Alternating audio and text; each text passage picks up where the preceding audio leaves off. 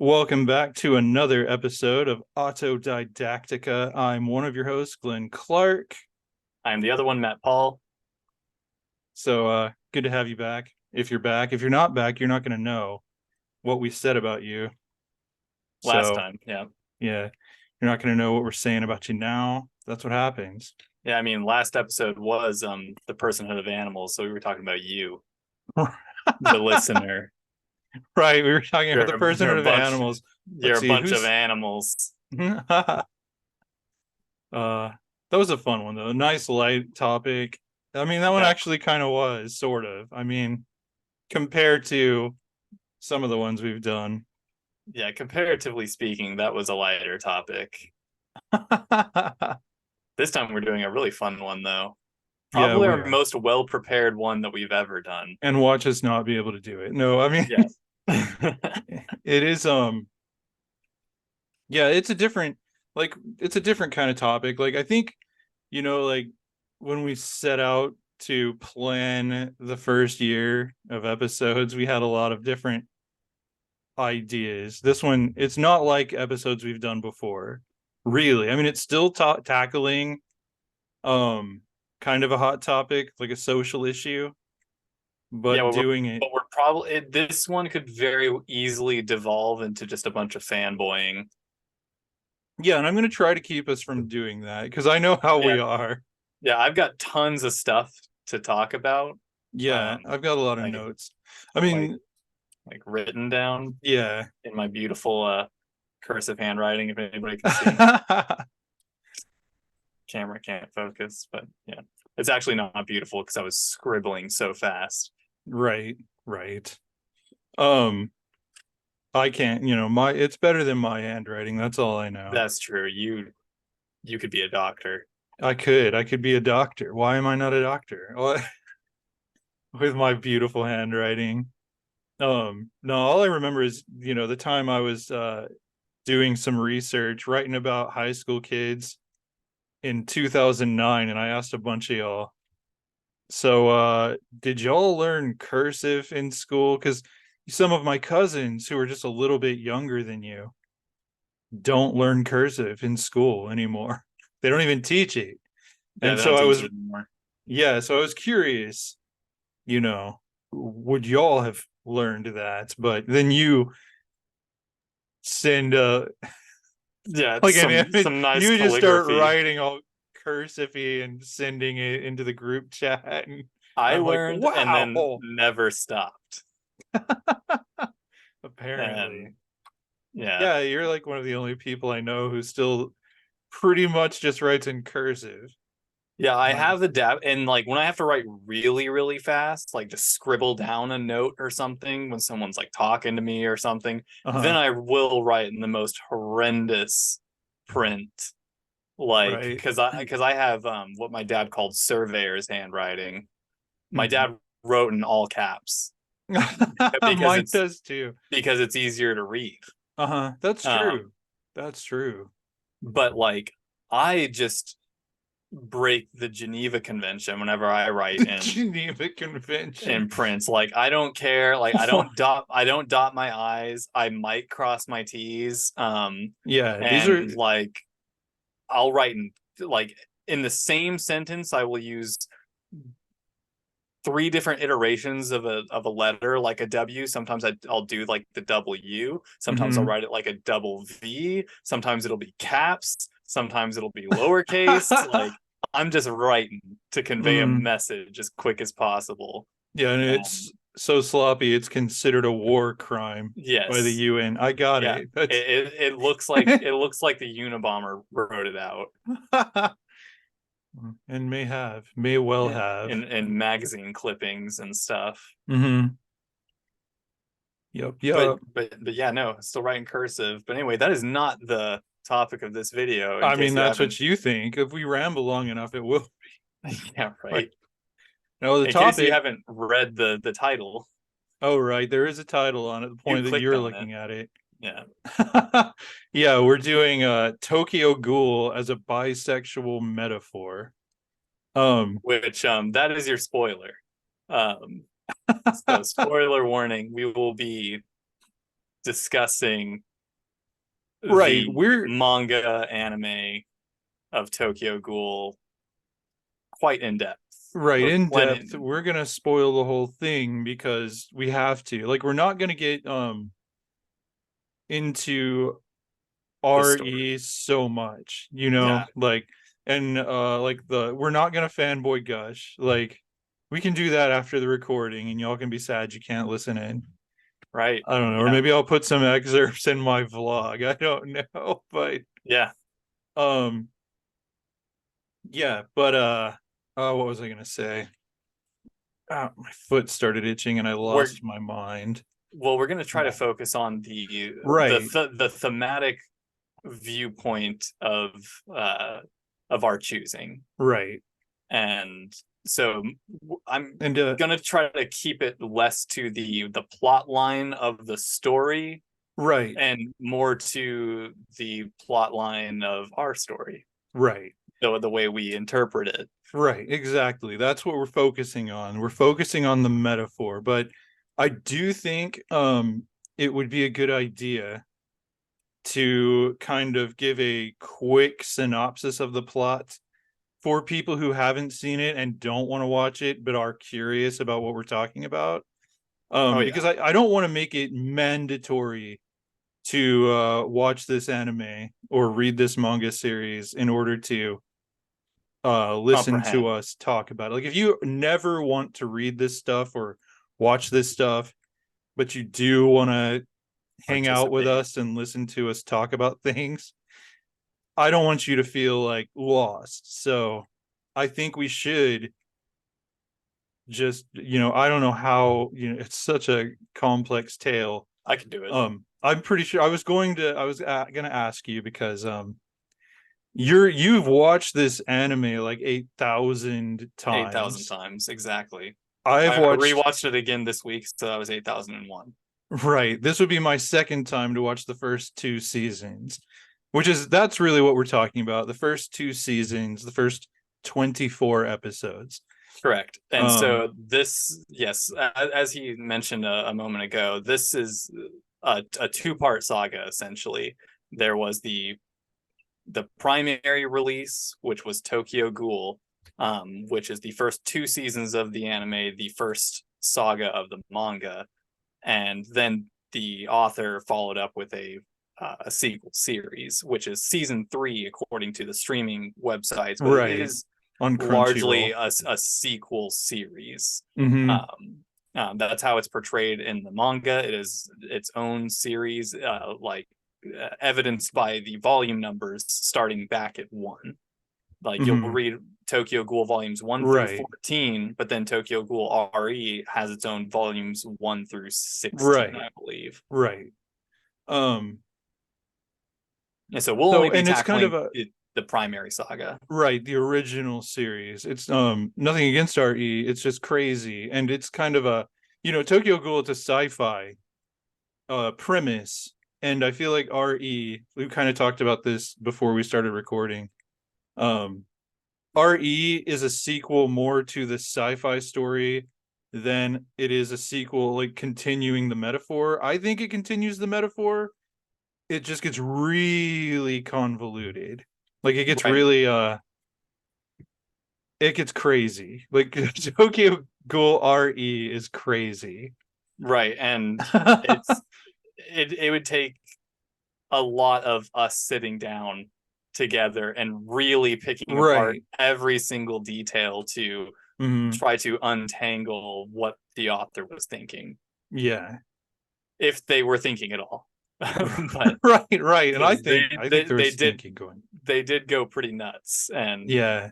I mean, at least according to the anime, like, the whole time that um I was watching that anime, like, we were sending memes back and forth just about how, oh, I'm sure it makes sense in the manga. yeah, And we yeah, neither one of us has read the RE manga series yet. no, yet I feel like I we do would own all of them. need to do that Absolutely, before tackling with RE. lots of footnotes and sticky notes, and Hmm. we would Yeah, have to read it, then pass it off, and right. have Glenn read it, then sit down, convene. Right. discuss. Send it to Neil deGrasse Tyson. See what Yes. he has to say about it. Like Oh, we he's a huge fan of Tokyo Ghoul. He said it in interviews already. I'm pretty No, sure I'm you're just kidding. kidding, but I that have would no be data on awesome. that. That would be I awesome. wouldn't put it past him. He's a I pretty wouldn't cool guy. either. I love Neil deGrasse Tyson. Um anyway, so yeah, it's a sci-fi series about a world, it's Earth, but it's modern day, but there are ghouls. I mean, go for it. You Yeah. give us a very very concise Yes. So core the story. setting is about I'd say like 2008 Japan. Mm, And so basically there are humans who go about their daily lives, but in the underground world there exist ghouls, which are human creatures. They are people, mm-hmm. and but they have to survive on the flesh of humans. Right. So they possess the ability to they possess superhuman abilities Mm-hmm. in various forms, and essentially they are, as human society regards them, a blight on society, Right. and largely nobody interacts with them unless they are being preyed upon by them or exterminating them. Uh, And our main character, Ken Kaneki, goes to college like a normal 19-year-old boy. He mhm. has a single friend. He is an orphan. Um, Right. his dad died before he was old enough to remember, and his mom died of overwork. And now he frequents a coffee shop and loves to read. And he has his one friend who accompanies him and keeps him connected and keeps him Mm. grounded. Well, he comes in contact with a particular ghoul. It's a girl that he liked, and Yeah, and he can't tell because he looks just like a person, like a human, I mean, right, yeah, ghouls are human. They look until they're and not. They're until they're not, until they're biting into your flesh and right. ripping you apart. Well, he Hmm. asks a girl on a date, and little does he know, she wants him for dinner. Right. And um, Like, yeah, at, she's all, will you walk me home? I'm yeah, scared. There's all these ghoul attacks happening near where I live. and then wham bam, thank you, ma'am. Hook, line, and sinker. She Hmm. uh, she gets him. Well, Hmm. as he's in his dying throes, uh, And they're out, so like he doesn't actually get into her apartment. They're just in the alley when this right, happens. and there's an accident, and some steel beams fall, crushing them both. Hmm. Ouch. And whilst on the operating table, the doctor breaks many medical laws by with not waiting for consent from the dead ghoul's family to Hmm. take her organs and put them into Kaneki. Yeah. And when Kaneki wakes up, he experiences some changes. And essentially, what happens is Kaneki becomes one of the first known half ghouls. Right. And he is thrust into a world that he does not understand, where Hmm. he cannot, ghouls can't eat human food. Right. Because it They tastes derive, like actual turds to it them. tastes like turds, dirt, rotten meat, all of that, and it doesn't sustain them. It Hmm. weakens them, it can kill them. And so now Kaneki is faced with the world he has no idea how to exist in, and surrounded Hmm. by people who have been living this in this world their entire lives. So things that are normal to them, like eating and preying upon humans and being hunted for doing so, Hmm. is what's normal to them is now something brand new to him. And Right. he the story this is the story of him finding his place, Hmm. essentially, where he fits into this society. And that's sort of where the metaphor comes in that we're going to be discussing. Hmm. um Hmm. Did I leave anything important out? I feel like that was a pretty decent synopsis for where we're getting into. Yeah, I think that's a pretty decent synopsis. If we need to do more and we get into it, we will. Right. Like if we find, oh, we really should explain this part of the story, because yeah, I mean, because there are a lot of layers to this Right. story, A which lot of is the one of the things I sci-fi. love about it. Right.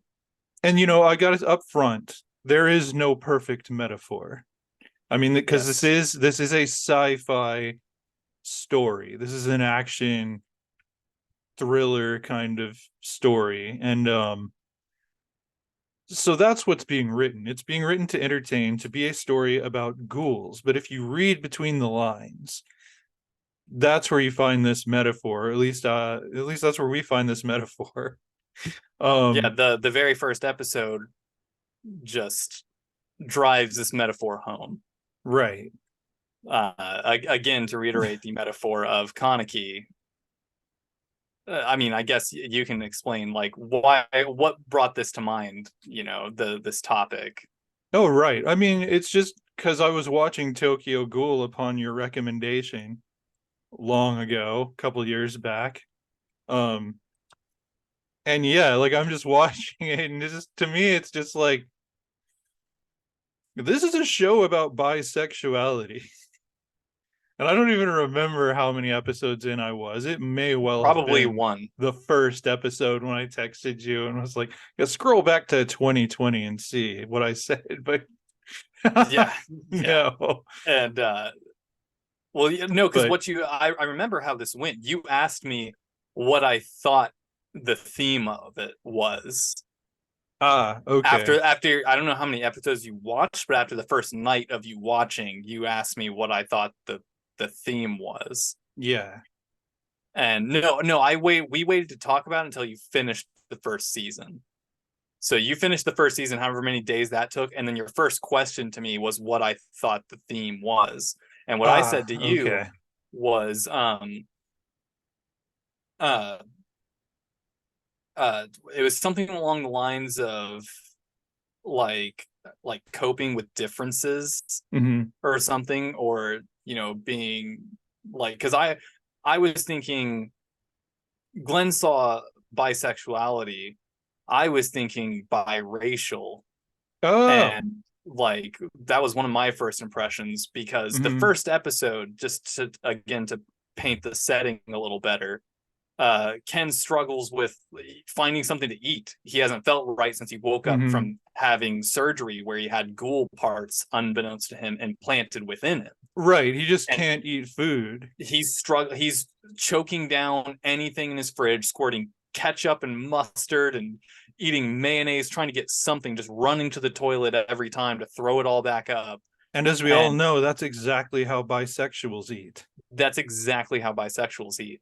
And so he runs out into public, or he's walking in public. I think he was Hmm. trying to go to a book signing, because he's trying to get back to some sort of normalcy. And Oh, right, his right. buddy texts him and says, "Hey, we haven't seen each other, talked in a while, but your favorite author is doing a book signing out there. Let me know if you want to Hmm. go." So he gets out there, but as he's walking through the crowd, all he can do is smell people, but in Oh, a right. much Yeah. different way. He's like smelling, and you're seeing them pass by, and he's like, Hmm. man, woman, child, girl, like Yeah, yeah. he He's just and like he's flesh, salivating, flesh. Yeah. flesh, and he eventually smells something that smells really good, Uh-huh. and he said it smells like mom's home cooking, and he's Hmm. running frantically, just salivating towards this whatever the smell is, and then he comes upon the ghastly sight of a ghoul consuming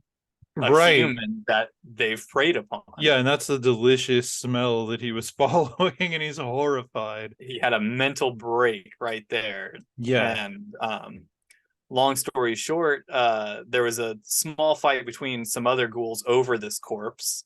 Hmm. There was a victor who is the main character, the romantic interest, Toka, and Hmm. she tries feeding him, seeing him as a weaker ghoul, tries offering some of the food to him, but Right. She's like, here, eat this arm. yeah, to a person who up until a week ago was eating hamburgers. Right. He was, yeah, And not so people. and so it's then revealed that he only has their eyes change color whenever they're a ghoul and they Hmm. Hmm. release power or become hungry. And he is Right. evidence to be a half ghoul by the fact that only one of his eyes Only one. changes color. Yeah. Perplexed by this, he starts rambling about how he's human, Hmm. and if I Yeah. eat that, I won't be human. Right. And so, for the purposes of the metaphor, being human is being heterosexual. Being a ghoul is being pretty much anything else. But being Right, gay, I think it's more like it's really not anything else because the right. metaphor is The right. metaphor. It's being gay. Being a ghoul is being gay. Being a human is being or homosexual. Because we're gonna use Yeah, we I talked had about this mentioned. earlier. You can Yeah, explain that yeah. part. I had mentioned that like in my notes and stuff, it got really tiring writing out heterosexual, homosexual over and over again. And so for the purposes of this video, I may or may not say homo every now and then. That does sort of have a negative connotation, but it's Right, I mean it in the same way if I say hetero. Like if right. I say Which you'll probably hetero, do I'm that talking about too. hetero. If I say homo, I'm talking about homo because gay has a connotation with just men being gay because women are lesbians. Hmm. And so yeah, Even though just it can be full this used as a unisex term, but it isn't always. It's just right. Exactly. Nobody's ever going to refer to as a homosexual man as a lesbian. right, exactly. But Like they might refer to a lesbian as gay. gay, So right? no, it's but Um, that word cracks me up though, because like, there was this documentary I was watching about kings and queens of England or something back in the like medieval times, and like the narrator is this old British man and like ancient. And just every time I hear the word homosexual, I hear him saying it because he was talking about this one king, and he's like, homosexuals. no, he was like, and he was a homosexual, and Yeah, I'm like, no, a homosexual. So yeah, so we're just gonna be saying a lot. homo, Not really. homosexuals, But yes, homosexuals. so Okay, that is where the metaphor is derived from. Is Kaneki is now in between worlds, and it right, sort of paints the picture of one of the major plights in the LGBTQ plus community, right, which is by erasure, where right. Kaneki does not belong to the human world or the hetero world, but Hmm. he now also no longer like he also does not belong to the Right, homosexual world either right. because he is not entirely gay. Like, Right. and And he so doesn't want to be at all. Like he's struggling with those feelings, with those urges, those with those biological demands being made on his body, those attractions. He's fighting them because he doesn't want to stop being human, aka hetero. He doesn't want to stop being a hetero and then be a homo. There it's because, that's the way it's presented largely by society is that you can either be one or the other. If you are a man and you're attracted to men, then you are gay. you're not right. you're not they don't people don't even You were just generally you were consider just you might pretending be before. bisexual. Exactly. um and it's like, yeah, you hear that and you're convinced, oh, I guess I was just confused with those girls. If I like guys, I must be gay. Um, Right. because that, yeah, it's presented in a very binary terms. Just you're either One or gay the or other. straight, hetero or homo. I'm trying to use those terms, but yeah, Yeah. you're either hetero or homo. Yeah. You're And so Toka bisexual doesn't offering start with an H, so you can't be. Yeah, no, you can't be one of those. And you know, a large portion of people might just call it the LGBT or LG. They drop the B. You know, I was going to try to do the acronym without the B, but that's too much strain on my brain. Right. I mean, there are people who drop letters out of the acronym just to be spiteful. I don't know if Right, there are people like you get like there are people within the LGBTQ community who don't want the B people there unless the B people are in a same-sex relationship actively, like right, currently. But they think if you get out of a same-sex relationship into an opposite sex relationship, you are no longer part of the LGBTQ community, which is just like it's saying if you're bi, you're not part of this because being right. bi is Isn't a both. thing. It's yeah, to them it's Yeah, not a thing. You're confused, you're a traitor. or you're Um only, you know, you're just gay. You're just homo. Like, you know, yeah, yeah. but only whenever you're a part timer, or as Uh-huh. Toka calls Kaneki in that first episode, when she just views him as a weak ghoul, basically, Right. and she finds out that he's half, she calls him a fence sitter. Uh-huh. A fence And sitter. Like make up your mind. make up your mind. That's the I believe she uses those words too.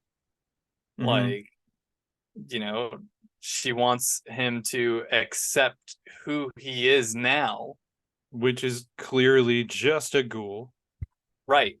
And you know, he says that, you know, if I do this, I'll no longer, if I eat this, I'll no longer be human. Or Mhm. as in, or you know, in the context of the metaphor, if I engage in this activity, I will no longer be hetero. Right. And I'm sorry, I'm gonna say the line that I Yeah. was Yeah.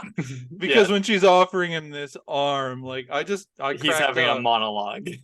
Yeah. And he's all part of I me have the wants to exact oh yeah, lines. please Yeah. do because I Yeah. texted it to you when I watched it yesterday because I Yeah. was rewatching it. Kaneki says, part of me wants to shove it in my mouth, but I know I can't, or I won't be human anymore.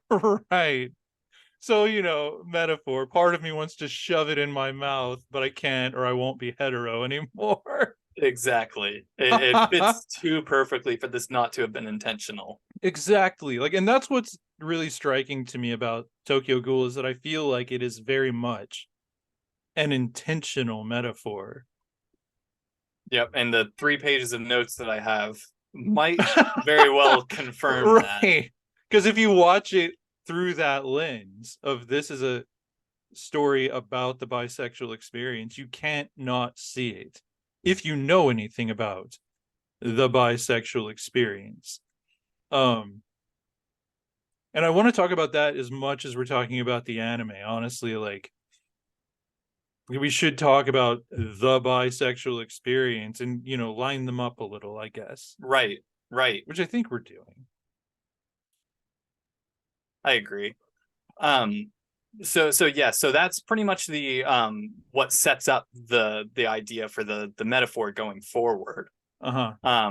Pretty much the rest of what I have are examples, and and things that I would like to go over with you, Glenn, like to get your thoughts on, particularly like looking at it through the lens of the metaphor. There are certain relationships within the sci-fi plot Yeah. that when you apply the metaphorical lens, you have to sort of overlook or dissolve certain relationships. Right. One that Well, I because the in the just that no metaphor is perfect kind of thinking. right, but it's fun to try to make Yeah, it's the fun to try metaphor to make everything fit. apply. Um, and you know, especially if we're considering that this was intentional, Mm-hmm. then how And Kaneke does Kaneke's arc, I think, is where it's the most intentional. When you get outside of his growth arc, I guess, that's where it starts not quite perfectly fitting. yes, But there yes, is some stuff external that supporting does. characters. Right. One of the first ones that I have for you, if you'll allow me. I Um, will allow it. so let's see. So there's a character. There are two characters named Nishiki and Kimi. Forgive me, I'm glad our you wrote English those down. our English speaking audience. There's going to be a lot of names that A lot are of very outside of our, Japanese names that yeah, we may not be able to pronounce, or in my case, remember. right. Um, You're lucky I remember Ken Kaneki right. and the main character. But so we've got this character named Nishiki. Nishiki, for background, is a discovered to be a ghoul. He is the first bad guy that you come across. He is an upperclassman Ah, uh, okay. I know at who you're talking about now. Kaneki's school. Hmm. Kaneki and Hide. His name is spelled Hyde, but it's pronounced Hide. So And have fun that's the reading that friend. subtitle. That's his His best one friend. friend is Yes. Hide. And so Hide and Kaneki go to this university. Hide is in some sort of department and he's reporting to an upperclassman, and his name is Nishiki. And Nishiki got into a conflict with uh, Kaneki the first night that they met over Hmm. that corpse I had mentioned earlier. He was the guy who fought Toka, the romantic interest, Hmm. for that corpse. But anyway, uh, Nishi's got a chip on his shoulder, and they get into it again. They like Goku. He will eventually become a friend. Lots of Kaneki's enemies become friends. Yeah. But it is discovered that Nishiki is in a relationship, a romantic relationship with a human, Uh-huh. and they clearly love each other. Yeah. It's the way it's painted in the plot of the show is that originally Nishiki saw her as just a time kill, Hmm. just something to toy with. Right, right. Um, but they developed quite the relationship. And then Hmm. whenever Nishiki was critically wounded, um, ghouls can heal from consuming human flesh. They have superhuman Right. abilities, and that is one of them. Hmm. And he is critically wounded, and Kimi, his girlfriend, comes home to find him critically wounded, and for a split second, Nishiki almost devours her, Yeah. but hesitates, stops, considers, you know, what that would mean. And then to his surprise, she offers herself to him to be consumed. Hmm. Um, and then, it's really romantic. He only takes a small bite, enough to Right. keep him healed. But that sort of paints their, and we'll probably talk about them again in a second. Hmm. Well, and Um, she accepted him for who he is. exactly. And so I wonder, is that the extent of that metaphor, or could you take it further? Was my thought. Like I was thinking about that because that's not the only couple like that in this No, it's not. story. There are a few couples that, One major one in yeah, particular. one very major one in addition to that one that um have a ghoul and a human having a being in love and such. So like I was thinking about that with the other one, and I was thinking perhaps, like, I didn't ever finish it, so I don't know what my thought is. I'll tell you how far I got thinking is that maybe it's another way of showing kind of like an unexpected bisexual relationship, or um an unexpected queer relationship, in that, and I saw this on, I want to say it was the Netflix series Dear White People, which I recommend to everyone. I love that show. But there was, I think maybe I'm wrong. It could have been another show. It could have been, I don't know. There's so many shows on Netflix, but it was one of those, and there was a couple in there. No, I don't think it was Dear White People. I think it was Sex Education, which is another one I recommend a lot to everyone. Watch Sex Education. But so there's a couple, and one is a straight guy, the other is a trans girl, and they start dating, and the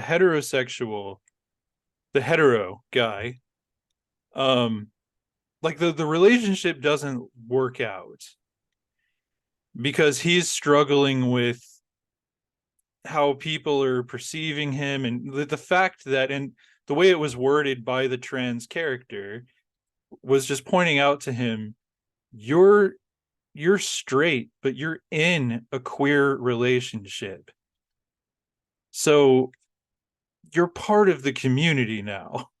Really. Right.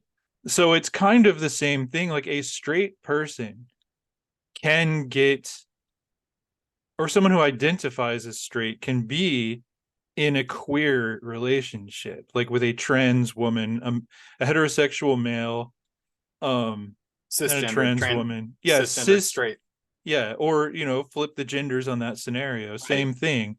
Um, You're straight, right, and you're right. dating a woman. Uh-huh. And But yeah, it is a trans woman. So you are now involved in the community. right, right. More than involved, you're part of it. You're actively participating in the queer fun. Right. So That's a good way of um putting it. yeah, and so there's also the phenomenon of men who identify as heterosexual who encounter, maybe, or women as well. Women are more sexually fluid generally, at least open about it, than men. um I'd argue but it's possibly because it's more accepted I think so. um because of media and yeah, I would stuff like agree that. with that, but I don't know. Girls kissing girls isn't gay, that whole Right, thing. Like, it's not cheating if my girl, sleeps with another woman. right, because That no, whole mentality. yeah, it's kind of fetishistic, Right. which we'll get to fetishes too. Yeah, Or there's plenty of fetish, them. yeah. Or one in particular that is a reoccurring thing. Yeah, yeah. um but yeah, there's the phenomenon of a heterosexual, and I come out with men because I'm a man, so I automatically think in male terms, so I'm not trying to like Fair. leave out lesbians. It's just my You worldview are is not. male. Yeah. um but yeah, so if you're hetero, I'll be gender free, hetero, and you have one same sex attraction, just one, To an individual. to an individual, right? So it's not necessarily that you're bisexual, Right. You it's could view it that way right. very easily. It's You just are, like, if I had a sexual attraction to Chase, I am Chase sexual. Like, it's right. not, dudes don't do it for me, Hmm. but But this Chase guy does. does. Yeah. Yeah. Sorry, Chase. I'm sure he won't mind me using that. But yeah, Yeah. I see your point. That I don't know of any specific examples where that has occurred, but I can very well see that having occurred. Hmm. Um, Yeah. and so that's kind of what I wrote here, was Hmm. my very brief, because the first 3 to 5 episodes are where most of my bullet point Right. questions came from, because there is a lot where they're setting up the world is Hmm. building, Yeah. Yeah, I and there are agree. plenty of good opportunities to exercise the metaphor. Hmm. And so yeah, I wrote, Nishiki and Kimi, an open relationship question mark, featuring a homosexual and a hetero who love each other. Hmm. So that's sort of where my mind went, because I've read on like Reddit before where one party eventually discovers that they are not straight. Hmm. And but they love each other. And then instead of ending the relationship, they opened it Mm-hmm. to where they were no longer sleeping with each other, but they did not want to be with another.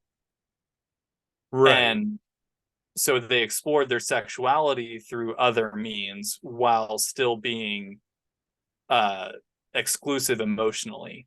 Right. And that is a thing that That's is cropping up more and more now, it is. not necessarily in the stance that I just described, where it's a homosexual and a hetero, but just in general, like polyamory Mm-hmm. is cropping up more and more. And there's, I would argue, from what I've seen, there's more toxic polyamory than there is healthy polyamory, because Yeah, like from some what I've people just seen use it personally. as an excuse to cheat. Right. Like, Right. That's what I've seen happen a lot is that it starts out where you think they're both into it the same way, and then, I'll have friends tell me, "Oh, my wife left me for her her boy her toy." boy toy. Yeah. Yeah. Yeah. And so I was just I like your interpretation better, that you can expand the metaphor to Mm-hmm. a degree, to where ghouls are not just homo, it's just queer. Right. And to But where, so is bisexual. I mean, that's kind right, of the so right. yeah. I like that you're able to see it that way, whereas I was just seeing it from a pure like 50-50 way. Like ghouls are Yeah. gay, like ghouls are gay. That's Uh-huh. what the metaphor sort of is when you apply Right. it to Kaneki, is he's both Right. straight and gay, Mm-hmm. aka bi. Mm-hmm. And so yeah, that was my first example that we crossed off there. Mm-hmm. um I'll give you a chance to bring up Oh, something geez. if All you right. wanted to, because Let me otherwise I'm just going to go down the look at list. my notes. I have to put on my fake eyeballs. Um, all right. Oh, like one thing, like Hide, Kanaki's or Kaneki, I can't speak. His best Kaneki. friend, Kaneki. Why was that so hard to say?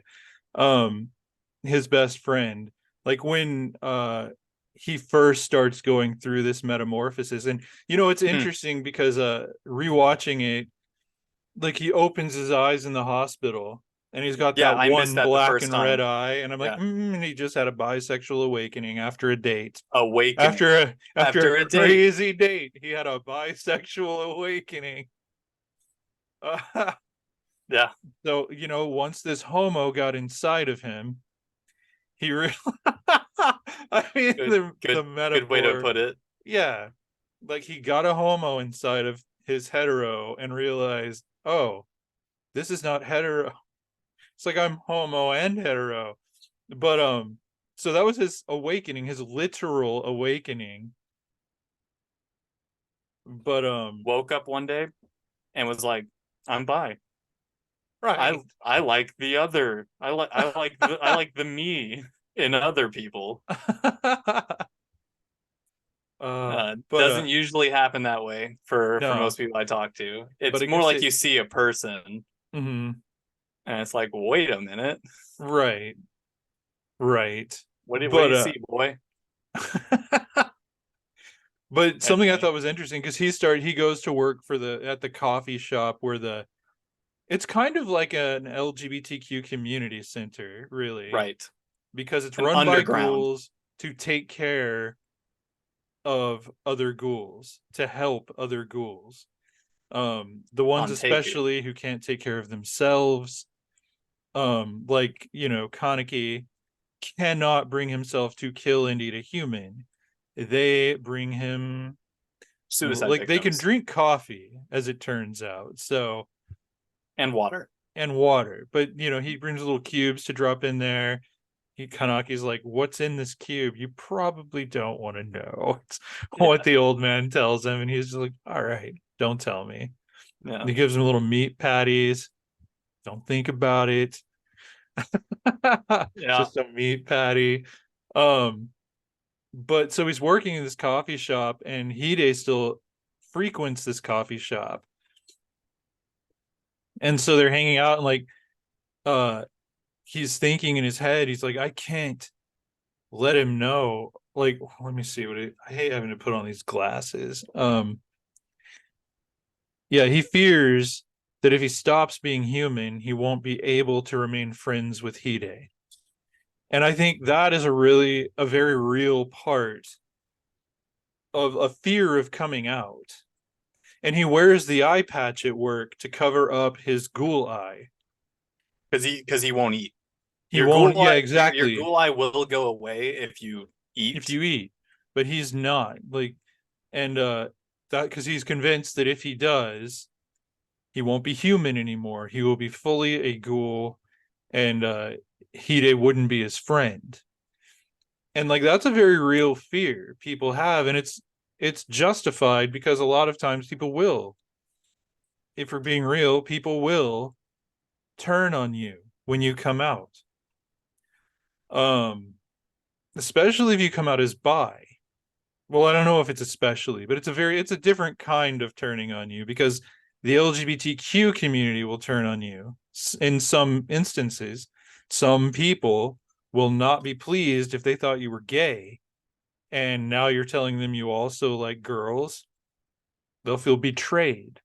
Um, Straight people who don't understand, like especially like um the friends who are your same gender who aren't educated about things will think, oh, I can't be friends with homo boy anymore because he'll try to do stuff to me or get feelings for me, or how can we be friends, and so people will stop being friends with you. But Right. if they're really your friends though, that's not going to happen. And in a lot of cases, They knew before you did. they just kind of say, duh. Yeah, right. Right. Anyway, so And what are we doing today? Like, yeah, nothing changes because they already knew. right. And especially when they're your closest and only friend, because Mm-hmm. that's one of Hide's traits as a character, is Mm-hmm. he knows Kaneki, piece of dust like floating around right in front of me. Um, he knows Kaneki better than Kaneki knows Kaneki. Right. Because one of the I had that your exact point written down here. Kaneki fears losing his quote unquote straight friend Mm-hmm. Hide if Kaneki quote unquote comes out, Mm-hmm. aka he's afraid of losing Hide if Hide finds out that he is now part ghoul. He Right. wasn't always, Right. and now Because he is. he's scary. And What if he makes, yeah, he anticipates that Hide will be afraid of being made a meal of. right, yeah, and that works both in and out of the metaphor. Right, And exactly. and but Hide, the first one of the first things he says to Kaneki after Kaneki returns to school Mm-hmm. was, "Hey man, are you doing okay? Have you Mm-hmm. been eating right?" Right. Yeah, I caught that the second well, this is the second time I've watched it. And so And I know where Hide it's is going. incredibly perceptive. Incredibly And perceptive. And um yeah, so he'll investigate stuff. and Like, so what Hide in the context of the metaphor means is like, are you expressing yourself? Like, are you mhm, trying to suppress something within you? right. Are you being true to yourself? Are you eating Right. right? He's not going to make him talk about it. He's Right. not going to ask him outright about it. Hmm. But it shows how much It's he kind of like, cares. yeah, because he's opening the door to the conversation. Even that teeny little bit, like he knows he's not going to say, no, actually, I should be eating human flesh right now. Like, Right. But instead I'm settling for this human entrail coffee water. Like, because that's all right. Kaneki would eat. He wouldn't eat anything. The only time that he ate something was when he was force fed Hmm. and he was critically wounded, and so the people of Onteku made him eat. Right. And that is after Kaneki's first run-in with Nishiki, Hmm. where Hide suffers wounds as well. Hmm. Uh, Nishiki again being their upperclassman, and Nishiki was toying with Kaneki, asking him, "When are you gonna eat your friend? AKA, when are you gonna fuck your friend?" Right, Like, exactly. Like, because he's kind of like, he's on the gay side of the bi erasure, right. It's like you're only hanging out with this guy because you want to bang him. You're trying to get in his pants. And that's metaphor. It's like, I actual understand you've story, been you want to friends with eat him. him. Yeah, He's human. You're a ghoul. you're playing the long game. It's even more Mm-hmm. fun when you do it that way. Imagine the look on his face whenever Right. you finally do it. And Uh-huh. Nishiki is talking about eating him, but within the metaphor, Within the he's metaphor, talk, he's talking about you know, eating him. But right. yeah, so this was definitely written with a bisexual experience in mind. Oh, 100%. And let's see. So what's your next because if we go So in story order, sort of, or in note order, like if yours is before mine, you go. we're pretty much in story order because I wrote my notes as I was watching the show, so they're gonna get Oh only a no, few. we're actually on the same point. Okay, so like Yeah, yeah, that's my we're next on the note is same on what point. you're talking about. Well, you can go ahead When because otherwise I was gonna change directions. oh, were you? Okay, because Yeah, I have stuff to say on that yeah, scene where dude is kicking the crap out of Kaneki and Hide and like Nishiki. because he's yeah, niche whatever. And so I don't want to say it wrong. Um so like he is like about to like he's beating the hell out of Hide. Like he's kicking him in the face. He's passed out, or at least pretending to be passed out. Um and Kaneki is kind of shuffling towards trying to stop him, and he's just muttering, Hide is not food. Um like that was interesting to me. Like he is saying it, but it's weak. Like he's not being heard until I think he hears him, but then the chick shows up and beats up the bad Nishiki. guy. Nishiki. Toka. Yeah. Nishiki. Um, but actually there's not much else I put a paragraph, but we've already talked about all of it. So Right on. Yeah, it just that's been me that in a couple line is where scenarios. it started for me. Hide is not food. Yeah, and Hide's because friend, not food. I feel like I can't speak from experience, but with a bisexual awakening, Uh-huh. I feel like it is possibly common for the first people you look at to be you start to evaluate your relationships. Mm-hmm. But a lot of bisexual awakenings happen when you're very young.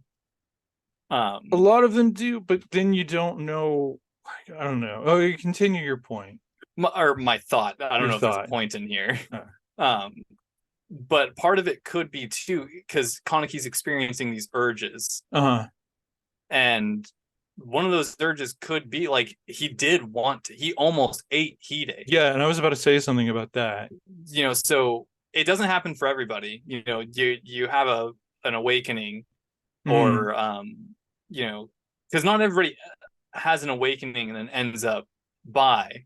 A lot of awakenings are like, oh, I don't like hetero. Like, Well, like everyone has a sexual awakening or right, three or four in their life, right, but and everyone has at least one right. where they're just like, Um, wait a well, minute. not everybody too, because I mean, Well, I think we're learning more and asexual more. is an awakening unto itself. Fair enough. It's at least a realization. Right. Just that I am not into what everyone else is into. Everything. Yeah, I'm not into because not to be Mm-hmm. confused with autosexual. Mm-hmm. Um, that's a fun one. Yeah, I don't know anything about it. That's where you're sexually attracted to yourself. Mm. Maybe I do know And something about it. yeah, I'm right. kidding. I mean, yeah, never mind. But no, so he wanted to eat what was around him, and what was Mm-hmm. around him the most was Hide. and he was Right. starving himself. That was one of the Toka's points. Toka is one of Kanaki's primary teachers, also his Yeah. romantic interest, but she is largely one of his primary teachers Right. She really is, in especially at the beginning. in what it means to be a ghoul. She said, "Don't eat if Well, you because want to," but it's like it's hell starving for a ghoul, right, right, aka in the context of the metaphor, good luck not right, expressing yourself. Good luck right. suppressing who you are, Hmm. because it can and will boil over. Right. And I wonder that about humans in general. Like, there's stuff I don't know. Like, and I don't know, it frustrates me when there are scientific, biological questions I have about And no being human. studies. Right, because the political fallout from studying certain things, you Yeah, know. we talk about Um, that quite a bit. yeah, for real. And like I feel like that's one of those things that I would like to see actually studied. I would like to see actually studied what realistically, honestly, not like faking it for church or whatever, like repressing your sexuality. How possible is that for a human being to literally never act on their sexual instincts? Um, is It's it got to be possible, hell. or will it make them crazy? Like, Yeah. honestly, I don't know. I think at the very least, based on what I know about sexuality and what happens to the body and the brain Hmm. during during sexual intercourse, or Hmm. just those feelings, those chemicals get released: oxytocin, Uh-huh. serotonin, dopamine. All of those things happen when you're either with someone just physically, or if Hmm. you're on a grander scale, whenever you're with someone you love Right. romantically. Right. All sorts of things fire off in your brain. And Hmm. so it's less that I feel like you go crazy, like other things are firing off in your brain, but the lack thereof of any sort of release Hmm. of those what are they called, neurochemicals, Oh, I forget. right. Yeah. Yeah, Like and like dopamine, serotonin, dopamine and and serotonin. oxytocin, and all of those love Right. chemicals, happiness chemicals. Hmm. Um, the lack thereof could result in, I mean, does result in depression, and Surely.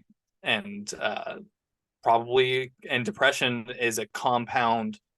um is a compound mental illness, where it can Hmm. lead to bipolar disorder and Mm. anxiety disorder and Right. all sorts of things. So just based on my own knowledge, there hasn't been studies of, because the reason why there hasn't is, how do you rope together, hey, if are you suppressing your sexual identity, come in for the study, like, Right. Well, and then it would be, because it's things like the people who allegedly do it would and be then don't, anecdotal. like, the problem they're having with the Catholic priests who are supposed to be celibate.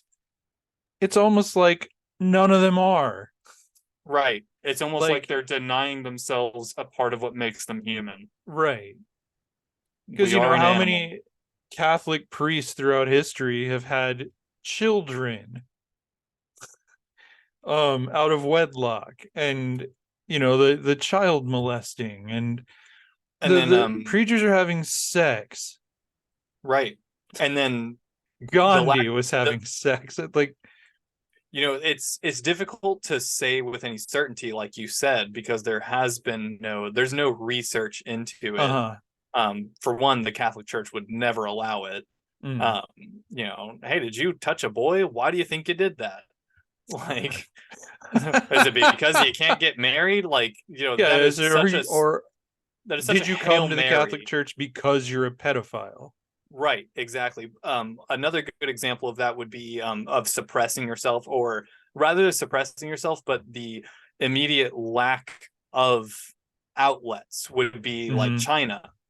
Yeah. where they Oh, have a large skew in male to female ratio.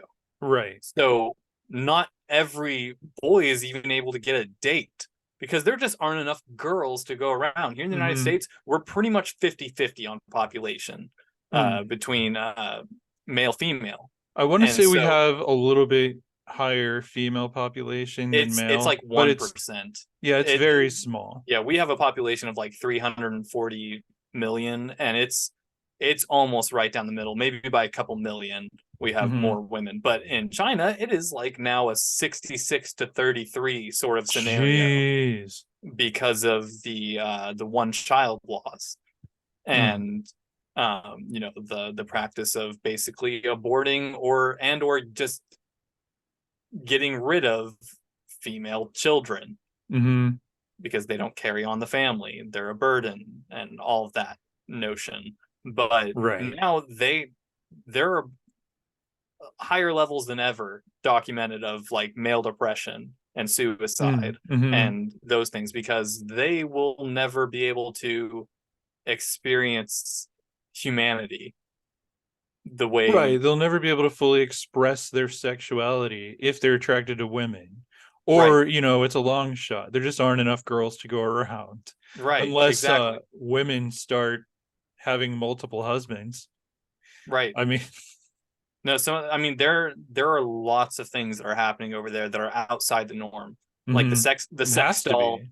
the sex doll Right. thing over there is Yeah. they're advancing the sex doll industry. It's with AI, it's gonna get creepy.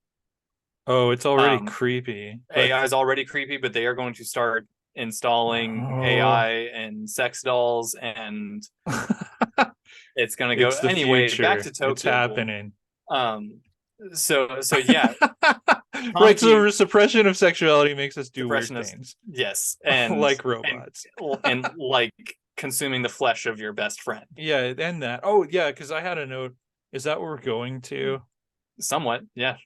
Oh, because you were going to move on from that scene, but Yeah, I was gonna move on from that scene, but if you got some to say, I've got plenty to talk about. well, And it's kind of just like what you were saying, how in that scene, like after the bad guy, whose name starts with an N, yep, was sent away by Kaneki. Kaneki beat the crap out of him that time. that's right. But see, he And put then that in his head about Hide, and that's why yes. it's like that's the only food source there, and it's been put in his head, even though he's like Hide is not food. But then it's like Hide is the only body here, and I've been forced to look at Hide that way. So now it's like tempting, like he's reaching for it, and then hold on, I can't. What does her name start with? Toka. Toka. Toka. I couldn't remember the T. Okay, so Toka shows up, and I think my note was yeah, he actually struggles with that attraction when the idea is presented by Rise. It was Rise who was urging him on after Dude was gone. Rize. Rize, man, I know uh Yeah, it's just from reading it. right. Because even the first time I watched it, not just the manga, but I read the subtitles. And this time I was making a note in my head. It's Rize, Rize, not Rise. Right. Not It's hide, but right. It's not Hide. Hyde. It's Hide. And that one I got from watching the subtitled one, just because I hear him say it so much. But yeah. Right.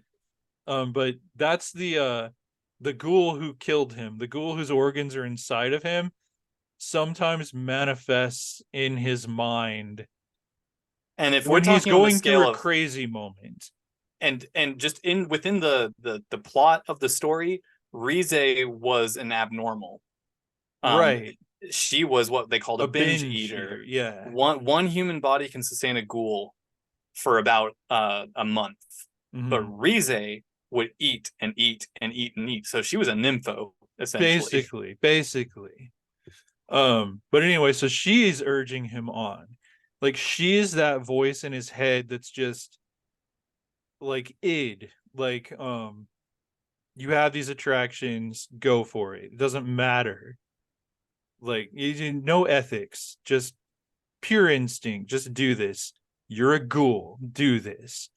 But yeah, so he's like creeping over to Hide and like Salivating. struggling. Yeah, he's struggling with that thought process. Like, this is what I am. I need that body right there. After all, why shouldn't Um, I? He's just for me. right, right.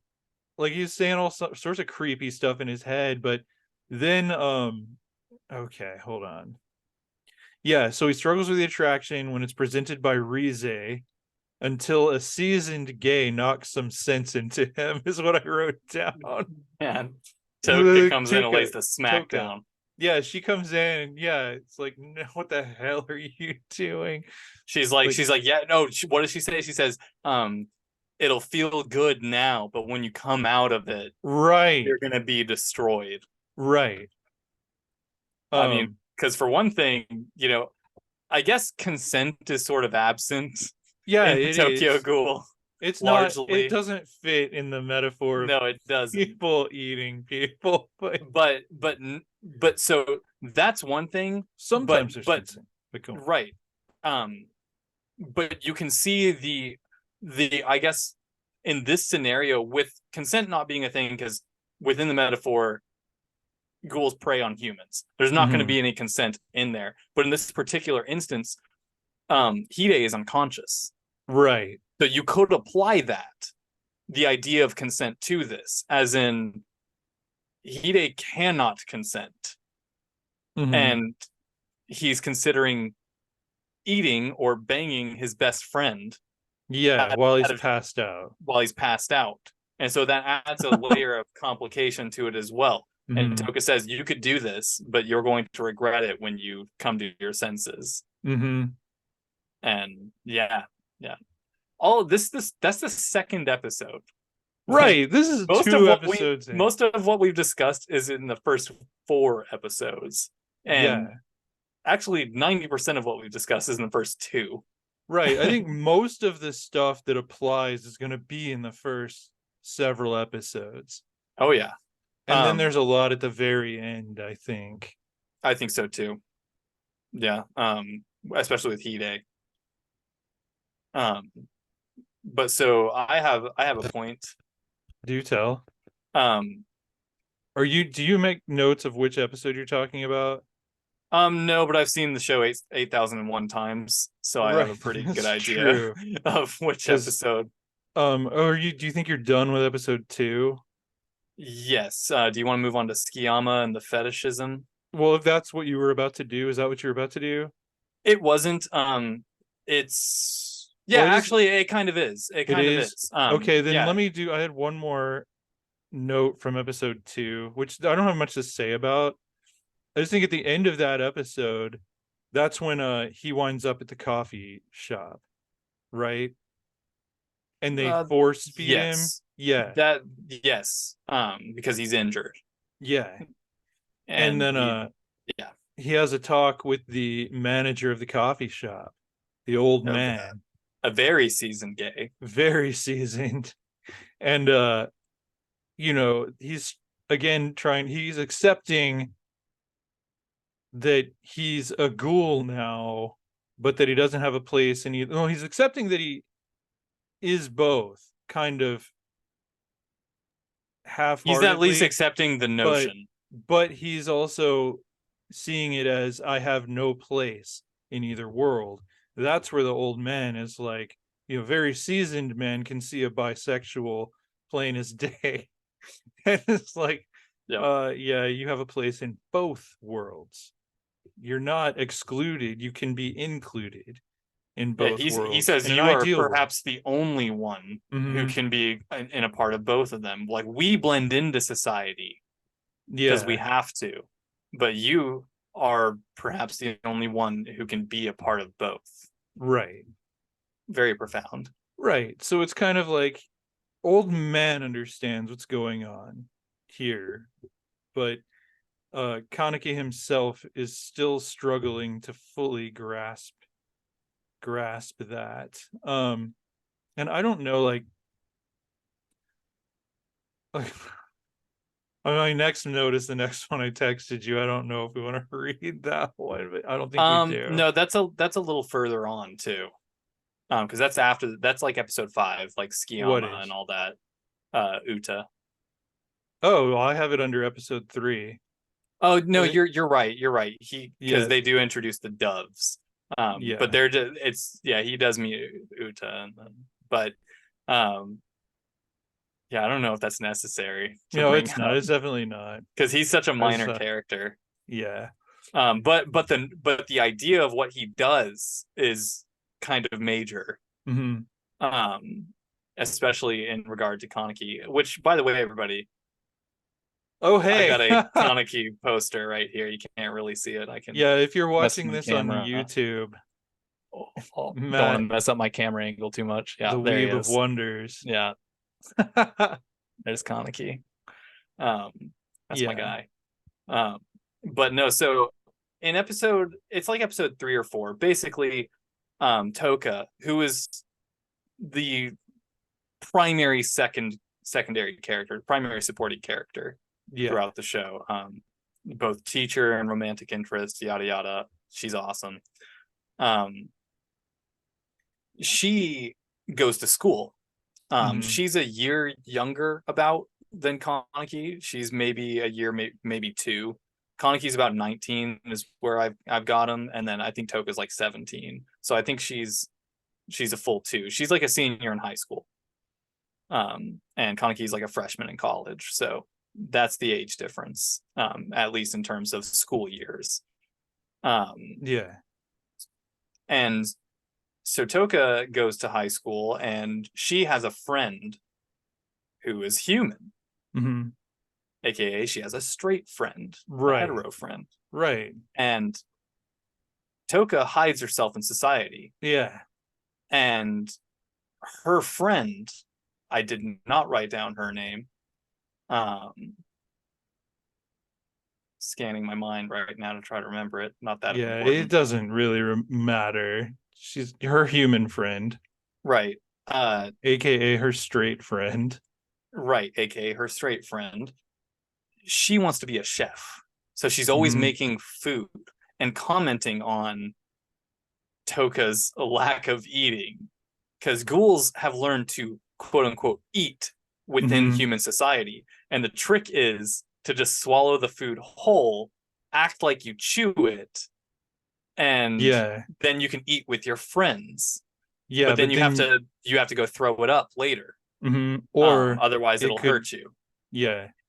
And so Toka is constantly eating her friend's food. Hmm. And but Toka tries not to throw it up. Right. She tries to make it stay.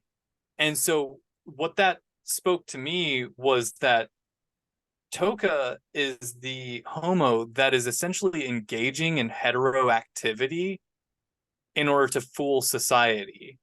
Right. She's in the As in, closet. she's and, right. And I don't know what that looks like for everybody, but I suspect a lot of them aren't actively having hetero sex to hide it. Right. Or a Right. fair amount of them are not engaging. They're not getting boyfriends to fool their parents and actively engaging and Hmm. fooling the boyfriend too. If they're getting a boyfriend to fool their parents, oftentimes the boyfriend is in on the idea that this is Right. just to fool your parents. And now everybody's different, and I shouldn't say Yeah. most or Yeah. We don't know. many. But it seems like Toka is going to the extent where she is, aka having hetero sex. That okay, I didn't look at it that way, but that's a really interesting way to look at it too, because it can make you sick. It can make you Like sick. She I I was just looking at that because that was my next note as well. Was that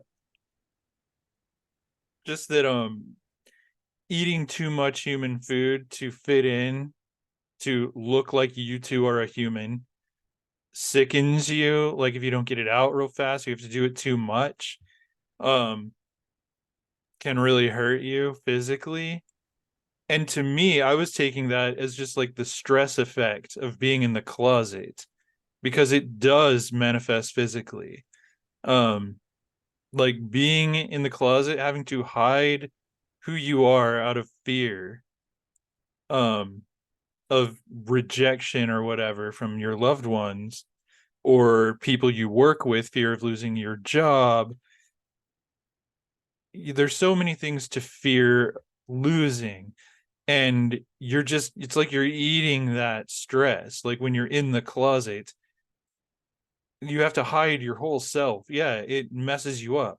But there are, yeah, cases where being in the closet does include having a heterosexual appearing relationship. And it's the Right, same. I think that too would make you sick, right, physically ill, to have to hide to that extreme all the time. right. And yeah, so like I am a cisgender heterosexual white male for the audience that doesn't know that. But so For I'm everyone like, else, he's gay. yeah. But for And the audience that doesn't know that, that's yeah, funny. yeah, that's what I am. Um, so yeah, I was really applying the metaphor. Like I wrote down like ghoul equals homo, human equals hetero, and etc. And Mhm. so like I was really driving home the sexuality aspect of it. So that's why I guess why I arrived at Toka is basically making out with a boy or having sex with Right. a boy when she's eating food in front of her friend to Yeah, fool her friend that that like look at that me, makes sense. I'm I'm normal. And Mm-hmm. then she doesn't throw it up later in disgust, rather she yells at herself to keep it down. She's like punching herself in the stomach in the bathroom, drinking water, trying to keep Mm-hmm. down the food that her friend offered her because she Right. wants to impress her friend. She wants to show her gratitude. Yeah. And Well, she yeah, so loves her. Like right. she loves this person. So She's not food. right, she's not food and her food is food. Like when she makes me food, I will eat it. Yep. And so that leads into Skiyama. Hmm. Um, and so Skiyama Yeah, that's my is next stuff too. is a character that is introduced, and his code name, if Rize was a binge eater, aka a nympho, then Skiyama is what they call a gourmet, which is Like a fetishist, a fetishist. pretty Yes. much. And for story setting purposes, while we go over this character, Skiyama is not well liked at Onteku, the No. LGBTQ center for ghouls. Hmm. He is known to be one of the 20th Ward's parasites, Hmm. and he catches a whiff of Kaneki, Yeah. one of the supernatural abilities of a ghoul is a heightened sense of smell. Yeah. And he catches a whiff of Kaneki, who is a half ghoul, And he's never and smelled it before. he is in love with the idea of Right. eating Kaneki. How Or can I lust. trap this boy and consume him Right. and take Yeah. part in him? Yeah, how can I get that inside of me? Is pretty Right. much how he's looking at him. And so there is a very elegant plan that is drawn up. Yeah, And if go oh ahead. no, just where they go on an actual date. Like, Yes. and that's something I noticed, like the way that scene plays out where they're talking at the table, like that is genuine flirtation and attraction to where I googled um like looking at this metaphor, is this character actually supposed to be bisexual? Because he appears to be, at least to me, he appears to actually be bisexual. And I noticed Right. there's some other characters who are Outside as of the well. metaphor. Yeah. Outside of the metaphor, Kanake is bisexual, I think. The one thing I found on Google says that I think 2019, the author finally spoke to that and said that he is. bisexual or The author pansexual, depending on or who's the author or translating it. the author Huh? or Kaneki. The author, no, the author said that Kaneki His character is is. in fact bisexual. It makes sense because yeah, It does. there are several instances throughout to where he is quite not straight. He's quite He not straight. he is he is quite like through all of the iterations of Kaneki, not to dip into RE or anything, but Mm-hmm. he's a little queer. Yeah, there's a Yeah, lot of characters in this thing that are, and some of them are bad stereotypes, and some of them it's just, just diversity. Skiyama is one of Even them. if they are quote unquote bad stereotypes. Skiyama, yeah. Um, Yeah, so to take the short route, Skiyama basically date rapes Kaneki. right, or attempts to. Attempts to. He brought him to a secret underground society of other gourmets, and they were going to consume this ghoul as Yeah, they this. saw it. He's a ghoul that has a uniquely human scent, or Yeah, it's otherwise like. they were going to commit cannibalism. Mm-hmm. So loosely apply the metaphor there. They were going to eat a ghoul, as in they were going to have, I guess, ultimate gay sex. I guess I Because don't know. Like, where does cannibalism fit in the metaphor? that's a good question. I hadn't previously thought of that. In the context of the story, when ghouls consume other ghouls, if they do it enough, they can obtain heightened powers. Right. Um, so it makes you stronger. But Maybe. I don't know how to apply that to the Yeah, that might just be a metaphor. sci-fi thing, but at the same Right. time, um, maybe Maybe it's pure. cannibalism. It could be, I guess, loosely applied to like what do they call, like pure bloods or something, like where, Maybe, but or not really. like Because because or, because or just eating could. because eating is sex in our metaphor. Like what you consume is your orientation, your sexual Right, orientation. right. Well, like cannibalism could just be taboo sex. Like, this is a True. taboo sex club where he's taking Kaneke. Right. Like, they're gonna do whatever you're not supposed to do. That's what they're into doing. They cross the lines in this Right. place. Good. Good application there. Well, Um, thank you. but so again, taking the short route, otherwise we'll Mm, be here all night. which is fine. They find out Kaneki is a half ghoul, which is very, very rare. Right, right. And Skiyama immediately stops the butchering because they have a little Hmm. gladiator fight because it's fun. Right, They right. have they have a butcher try to fight Kaneki, and then they're going to eat Kaneki. Well, Kaneki's losing the fight because they drugged him with the paralytic, Hmm. and Skiyama stops the fight, kills the butcher, which is the butcher is human. They keep human pets. Some of these ghouls Hmm. where they engage in gladiator fights between the humans, essentially, um, and withdraws Kaneki, his contribution to this gourmet society, because Yeah. he wants to partake of Kaneki himself once he finds out that Kaneki is half human, half ghoul. Hmm. And that's where the fetishization comes in. Because Right. Skiyama plot continues outside of Skiyama for an episode, but Skiyama appears in that episode racking his brain Hmm. for what is the best way to eat Kaneki, aka have sex with Kaneki, or Right. participate in sexual activity with Kaneki, Right. because And he is a yeah, fetishist. he's fetishizing the bisexual. We're talking, the taboos yet again. We're talking voyeurism, we're talking, Hmm. cucking, we're talking all of that. He's racking his brain over how best to partake in an activity with Kaneki. Right.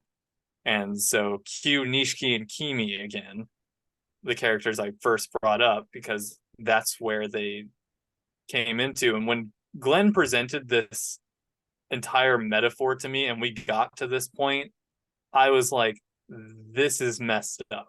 Yeah, no, there's no denying it when you get to this point, in my opinion. But Because the first thing I mentioned, where Nishiki is injured and he's in his, human ghoul relationship with Kimi ends up approaching Kaneki, who is now known to be a ghoul, because Nishiki was about to get cannibalized by a group of bad ghouls, and yeah. now this is where they become friends, Nishiki and Kaneki.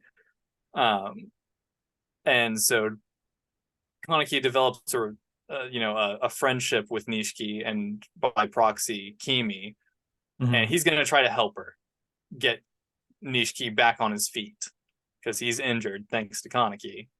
Um, Convoluted, I know. I'm sorry, audience, but long story short, Tsukiyama had been stalking Kaneki and kidnaps Kimi Mhm. because he arrived at his answer for the best way to consume Kaneki, which, Mhm. just to take the short route again, which is to have Kaneki eat a human while Tsukiyama eats Kaneki. Right. Yeah, And so no, that was essentially a big old bisexual gay three-way. right. And fetishizing the bi. Like that's what that line I lost it the first time I watched this, and I was working on some metaphor in my head. And I'm like, Yeah. nope, nope, that's it. That is it. That is exactly what is on purpose happening in this story. Like the line, like, I want to eat him while he eats her. It's like, yup, Yes. all right, got it. You are fetishizing the bi guy. Exactly. Because Skiyama is quote unquote straight. He No, eats Skiyama's quote human. unquote gay. Well, yes, sorry. Yeah, quote unquote Yeah. gay. Like, he So he eats wants, humans. He yeah, wants to eat. He wants to bang yeah, he wants to bang. Kaneki. Right. But And he wants Kaneki to bang a chick while he's doing it. exactly. And so he doesn't want anything to do with the chick. Right. He just wants Kaneki to enjoy himself Uh-huh. while Skiyama enjoys Kaneki. Hmm. And so that brings in, me and Glenn have talked about this before. There is something out there that defines the layers of bisexual isolationism. Hmm. And I can only ever remember they were called like the pillars or something, but I Yeah, can I only think ever the remember four two of them. pillars, I don't, Anytime I Google it, I get nothing. yeah. But the two that are most prominent that I remember are erasure and fetishization, Hmm. which is where this is And how society views bisexuals, as in they don't exist, or as in wherever they do exist, they're there for my pleasure, essentially. right, that's fetishization. It's they're a toy for me to play with. That's and I think self-denial or self-erasure was in there too, in the Because four it may whatever. have It's like just been a part of erasure. it I may have mean, been. It may have been. Well, but self-doubt definitely. doubt may have been there. Yeah, Yeah. Um, because yeah, erasure is from others and from self.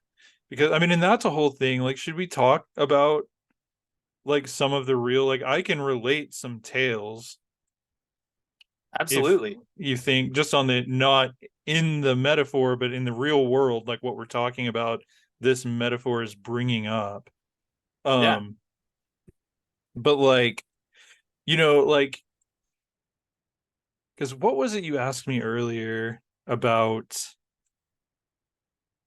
the people like well like how he has this awakening later on like people he didn't know before like he wasn't half ghoul before but and then Right. there are people who were born with two eyes we get into later, right? Or one person. Right. Yes. We're talking about Eto. Yeah. Right. The Someone who's only just other half always ghoul. known it, always just presented that way with two different eyes, aka bi.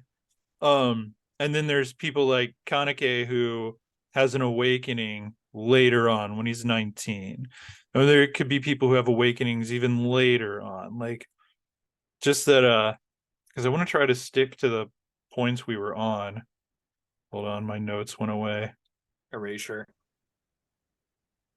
Well, yeah, just those four things, whatever they were, however many we could come up with. Like, well, we've got erasure, self-doubt, and Fetishization. fetishization. Gosh, I could, yeah. So like self-doubt, like it's hard to self-identify as bisexual if you don't know anything about it. If you're just listening to society, because I can tell you the first time I ever came out to anyone, it was to my closest friend at the time, who's probably listening to this, like a long time ago. And the way I did it was I said, um, I like girls in tight shirts and guys in tight pants, is what I said. Because like that terminology wasn't there. Like, I'm bisexual. It wasn't there. Like, because society is like, because I was confused Is how you were about, labeled. yeah, like, and that's what I was being told that I was. Just like with Kanake, when he first starts having these experiences, um, like you're confused because they tell you, well, if you like guys, you're gay. You're either gay or straight. So says science and everything. Like, just by you're confused. You're um, but like that's how I came out initially. Was just saying that's those are my feels. I don't understand them. Um, and like after that, at some point, I was in a 4-year relationship with a dude, and so I everybody was just like, "Oh, Glenn is gay," and I'm like, "Well, I guess I am because here's this dude, and you're either gay or straight. But what about those girls previously? Like, and I was like, well, I must have been confused, Right. and The I'm how dare I? the new Uh, adage of a bi person can still be bi in a hetero relationship just as they can still be yeah, bi in a you homo are. relationship because you didn't choose a side, you chose a person. Exactly. But when you're young and you don't know these things, like, Society's uneducated. right, and you've got no real support because you're like a good little Christian boy, and all you're told about same gender relationships is you'll go to hell, pretty much, is it don't do that. Right. But like, yeah, so there's no real guidance. It's like you don't have the preacher or your youth minister or your parent saying, well, you can be attracted to both genders. It's called being bisexual. You should embrace yourself and live your truth. You don't get that at all. So, No. Unless you so were part like, of your youth ministry. say what? Unless you were a part of your youth ministry. Right, true. True. Like I Yeah. was very well, there was a We reason. Like, there was a little bit of don't ask, don't tell, but there mhm, was a lot of if you do tell, you're still very welcome and we are here for you and there is right. resources available and people here who have told as well Hmm. and welcome to the club Yeah, essentially. pretty much. Pretty much. And like that's a whole other story. Like the don't ask, Yeah. don't tell was mostly applied to me. Right. But Yes, very much so. like I couldn't talk very openly about things at all, but I Yeah. could express my Support. yeah, exactly. And that's what I did. I tried to make people feel safe and accepted regardless of anything, but I couldn't say anything about my own journey. But yeah, so like Self so doubt. there's erasure through all of society right there at the beginning, and that's why a bisexual person can be very confused and come out much later in life because it takes a long time to have the awakening to Right. say I am legitimately attracted to both genders, always have been. um so like that one relationship wrapped up, and then so to speak, wrapped up. There was murder. It's all right. Don't Yeah, ask me questions. It wrapped up. Um, and then I'm kind of like cut loose. I'm off leash, and I'm having attractions to both genders again. And I'm like, Glenn, stop it. Don't do this to a girl. You know you're not attracted to girls because you're gay. Because you had a relationship with a dude. Only a gay guy can be attracted to a dude. But and it got to like this part, like I don't know if I'm rambling too much. I'm trying to keep it relevant to the Tokyo Ghoul thing. So talking about um not erasure, but oh yeah, like Fetishization. self not Oh. yet. Self self-doubt. And like why that's such an obstacle. Because I feel like in Tokyo Ghoul, that is a big part of Kaneke's struggle is accepting that he can be both.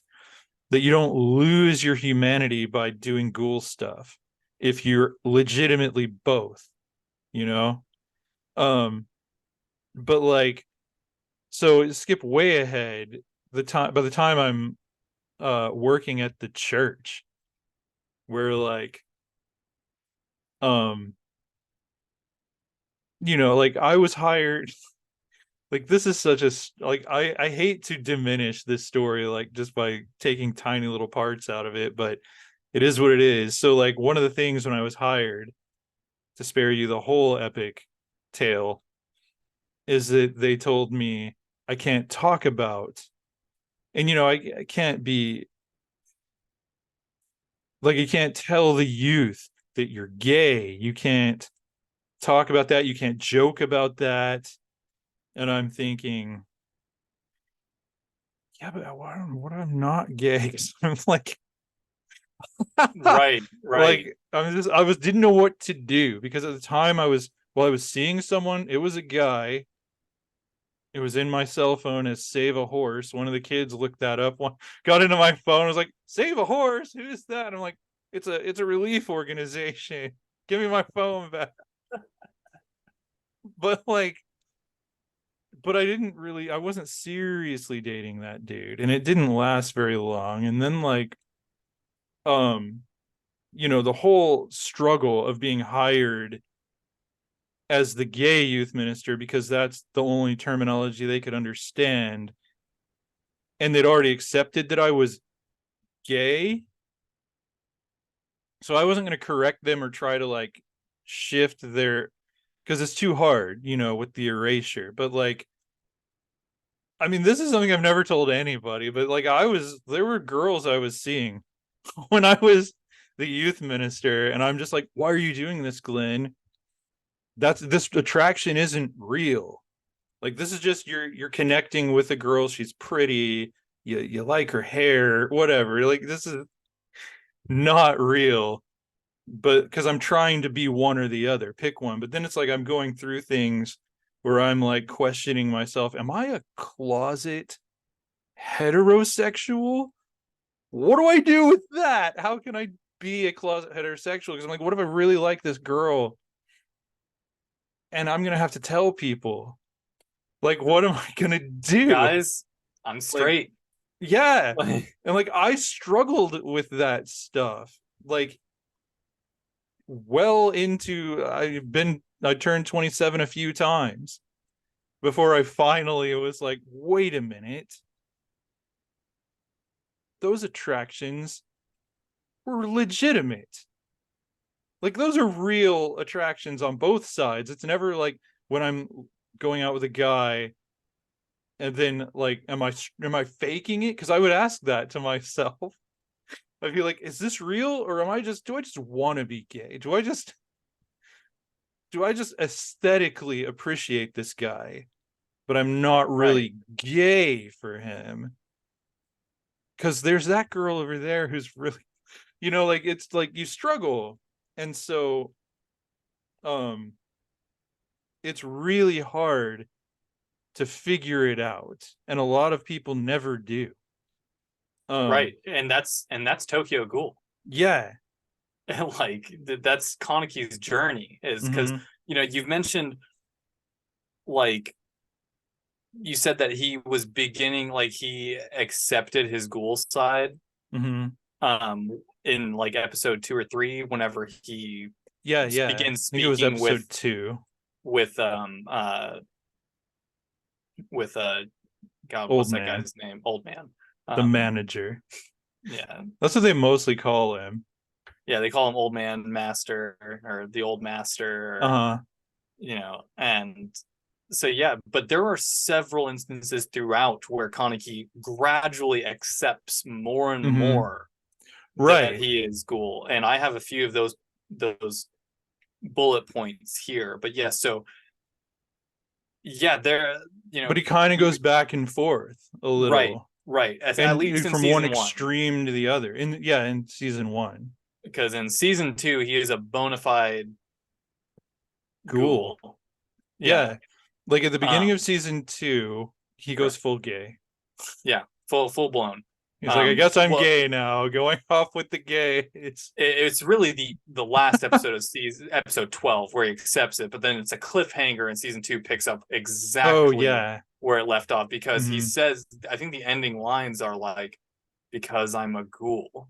Yeah. Like, Because I'm a and ghoul. Right, right. Because then yeah, he eats that dude, he that eats other Jason. ghoul Yeah.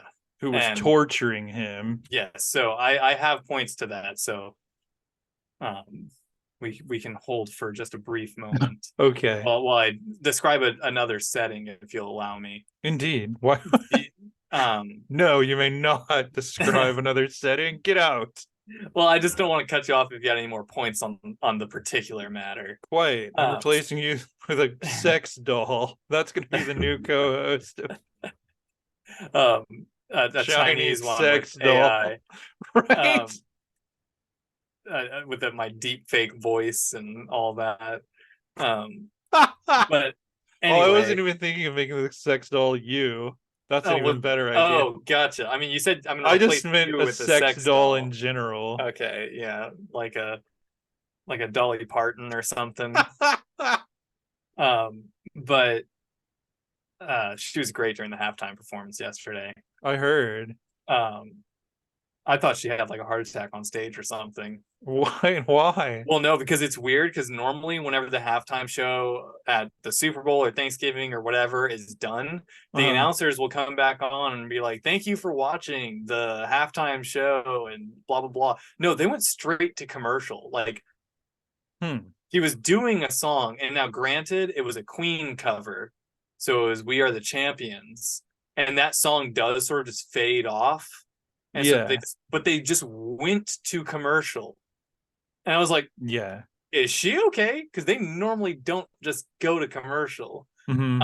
She's fine, from what I understand. I haven't heard anything Okay. yet, at least. Okay. Good. Yeah, Um, no, I don't think anything's wrong with her. but no, so the other, we've characterized so far humans, and we've characterized ghouls, but there is an organization within the Tokyo Ghoul setting, which are ghoul hunters. Mm-hmm. And they have started to appear as far as we've gotten into the story. Mm-hmm. And the ghouls call them doves because they wear white trench coats. Mm-hmm. And they are known as the CCG, or whatever that acronym stands for, because I actually The don't know. It's like, CCG. Yeah, I don't know yeah, either. I can't remember. It's something like counter ghoul, like Yeah, they're the bad the guys. commission of counter ghoul operations, or some shit like that. I don't know. You could probably grab a book off your shelf and Yeah, no, I could, it would but be in the they're front. we'll be referring to them as the doves, Okay. because that's what the ghouls refer to them as. Works for I'll me. interchangeable CCG operatives, Mm-hmm. the doves, whatever. But they're the gay hunters, essentially. Pretty much. Yeah. They can largely be equated to that. Now, the thing is like, we want, like, metaphorically, they align quite nicely with the Christian right wing, Mm-hmm.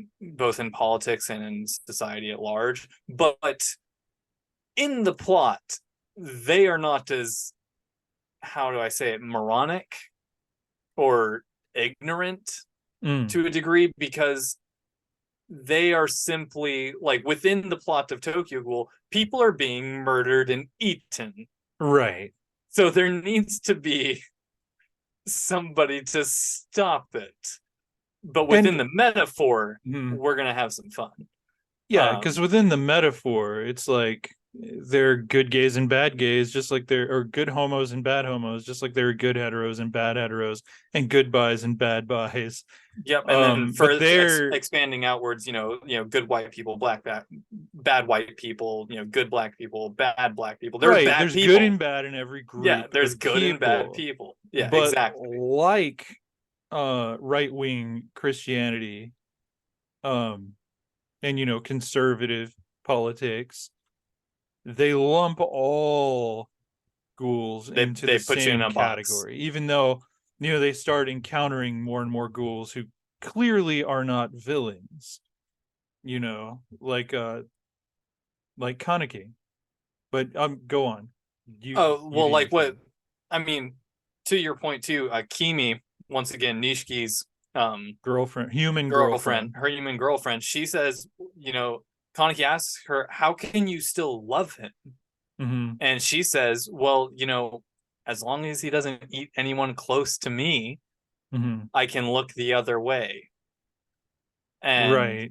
so that is sort of the thing. Like at the end of the day, humans have to die to feed ghouls. Hmm. And so that is sort of the context of why the CCG exists. Right. But there is a lot of ignorance within the CCG, as in Right. they're animals.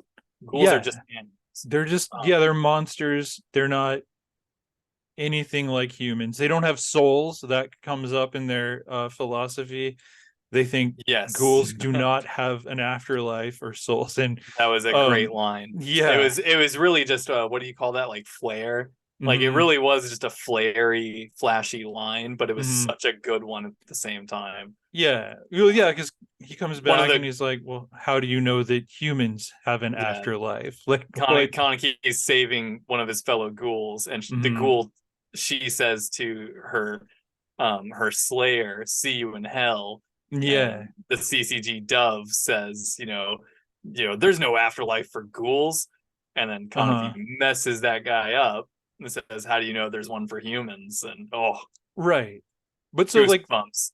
yeah, but like the doves, yeah, that was a great little exchange. I loved it. Yeah, But the doves, one of the things they're ignorant about is the fact that the ghouls that run the little coffee shop, the little quote unquote LGBTQ community center, like they don't kill people. no, They go to, like, it's morbid, but it's what you got to eat human flesh. But they go, like, there's a place where people tend to jump and commit suicide, and they'll go get the bodies. now They'll find it's like they're carrion feeders, like right, vultures. They're not killing anything. They're just eating what's been killed or died and right. making them into little meat patties. Now I should point out that not every one of them eats that food. That's That's that true. That's food is true. really only for the ones who cannot go and kill children, because Right. ghouls have kids. There's a Mm-hmm. little baby ghoul. It needs to eat. Can the Mm-hmm. baby go and hunt humans? Right. No, it No. can't. There are single mothers with children Mm-hmm. who can't leave their children, or they don't have, they're homeless. A lot of ghouls are Right. homeless. Right. Um, and so some ghouls will hunt, but Mm-hmm. on Teku regulates them still. As in, Right. if you hunt too many people, like it's more detailed in the manga, but they have territories and they have turns. You are allowed, because one human body can sustain a ghoul for a month, Mm-hmm. and they will Onteku requires you to target and pick someone, for lack of a better term, who won't be missed very much. Mm-hmm. And because Onteku's main goal is to keep a low profile. Right. Right. And so find someone who just goes missing. And because people in Japan go missing a lot. Yeah. something just dinged in my headset. I don't know what sort of notification that was. It was aliens. I hope not. It was. But so no, so I have now entered in the third character of this story, which is Mm-hmm. the CCG, the doves. And so that allows me to explain some of these other, or get into some of these other bullet points that I have here. Mm-hmm. Let's see. There's two main characters when it comes to the CCG in the story. There is a man named Amon, Mm-hmm. and then there's a man named Motto. Amon is the pupil to Motto. Motto is Right. a crazy gay hater, essentially. He's very good at his job. He reminds me of Reverend Phelps. If you're familiar with Reverend Phelps, Maybe I am, not by name. Westboro Baptist Church. He was a crazy old man. Fred Phelps, that was his name. And he'd always be on the talk show circuit talking about how his tiny little church hates the gays. Like, their website was called godhatesfags.com. Pretty sure it still That's is. their church website. Yeah. And they had like a counter, a thing. There's one of the pages on their site was a counter for how many days Matthew Shepard has been in hell. Um, Yeah. he reminds me of this dude.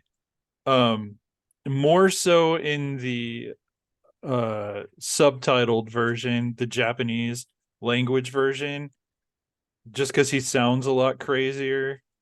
Yeah. Then he's a I little don't know. bit. I think his English actor nails it pretty good. Oh yeah, no, it's good. Like the English dub is good, but yeah, he sounded a little bit more Reverend Phelps in the Japanese language, as I recall. But yeah, that guy was always on TV saying, "You're going to hell." So Yeah, so he is a reminds me of him. very so their pairing is a very nice Mm-hmm. thematic pairing because you have a very experienced ghoul hunter, Right, aka gay hater. right, a gay Um, basher. and he's very reverent to the idea of it. And Mm-hmm. then Amon is a bootlicker. Mm-hmm. He's a line tower. He's young and impressionable. Amon's about 24. Mm-hmm. Whereas Motto, his senior, is maybe in his 50s. Yeah, And yeah, or maybe a little. I don't know. Maybe a maybe a little little older. younger, or maybe a Oh, I was little gonna say maybe a younger. I little. don't I know. couldn't tell. Well, He's he's been through a lot. somewhere. Yeah, Yeah. uh, he's but been through the ringer. yeah, He's old. he portrays a lot like a mad scientist too. He does. Um, Yes.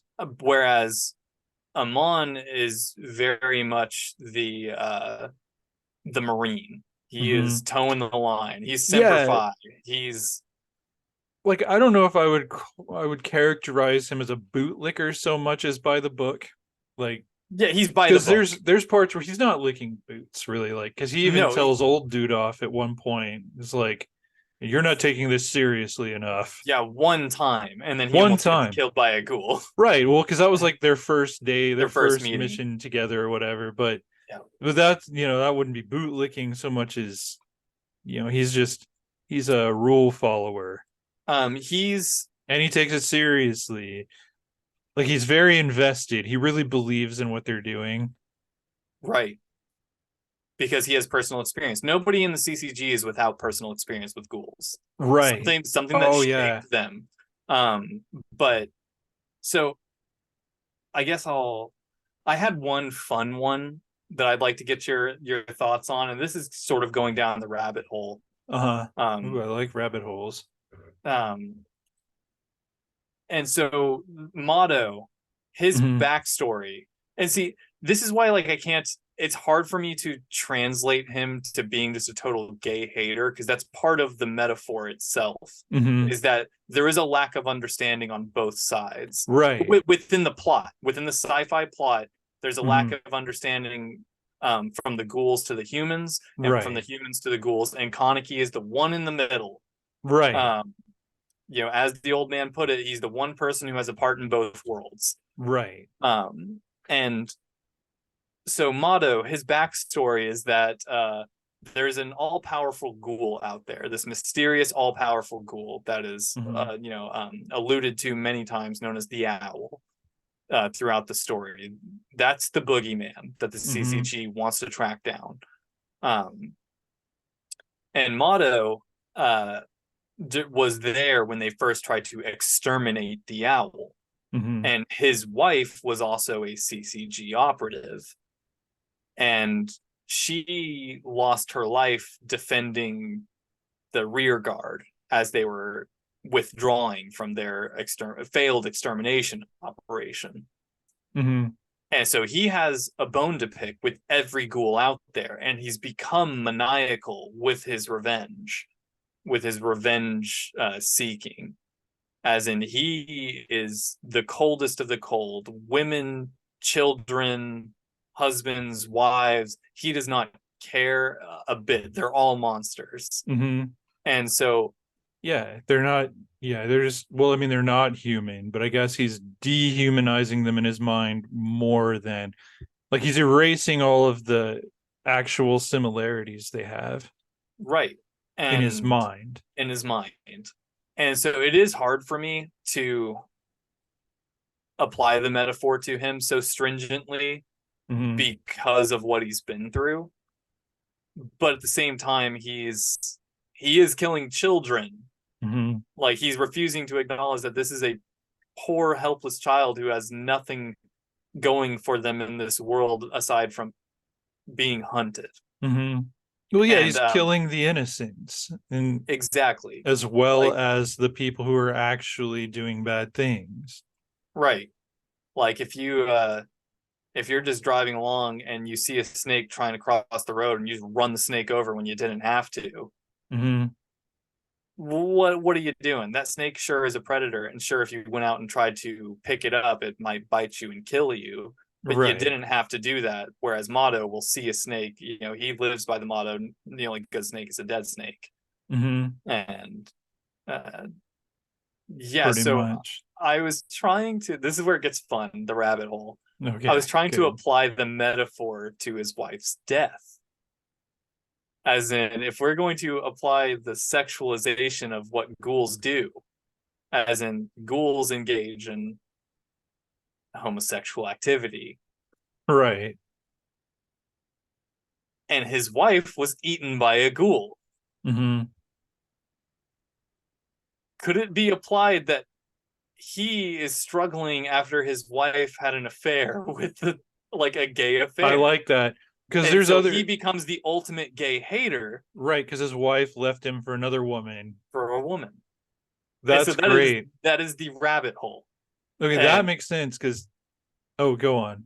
no, Yes. I mean, that's what I was saying, because I already mentioned before that ghouls prey on humans, so the idea of consent is gone from this metaphor. Right from the metaphor.